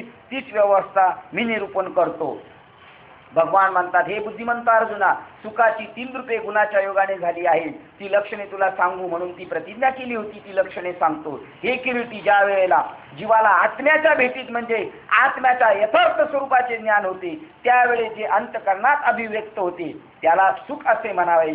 ते सुख तुला समजेल असे सांगतो. ज्या वेळेला आत्म्याची जीवाची भेट होईल त्यावेळेला जे सुख होतं त्यालाच खऱ्या अर्थाने सुख म्हणतात. त्याच्या व्यतिरिक्त जे बी आहे ते सगळं दुःखच आहे.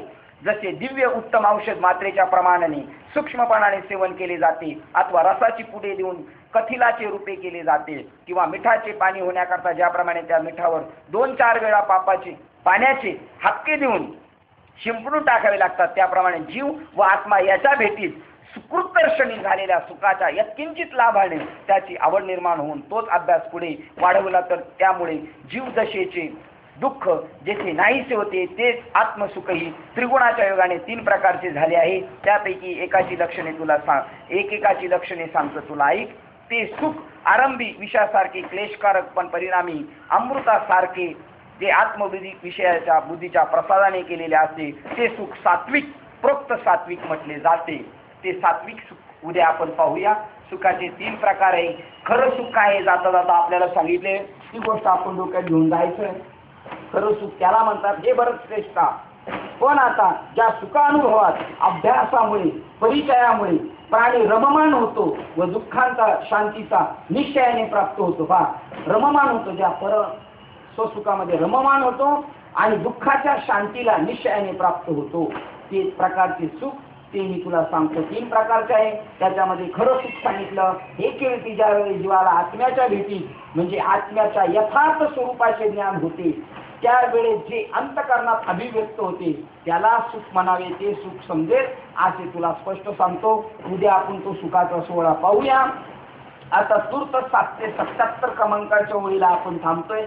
झालेली सेवा सद्गुरू समर्पित करण्यापूर्वी गोष्ट अशी सांगतो, काही गोष्टी जरा पळवण्याचा प्रयत्न आहे, कारण आपला विषय आहे का गुरुवारपर्यंत हे संपावं आपल्याला, म्हणजे शुक्रवारी आपल्याला किंवा गुरुवारी दुपारनंतर म्हणजे अर्ध्यानंतर आपल्या सगळ्यांची प्रवचनं आत्मानुभव होणार आहे.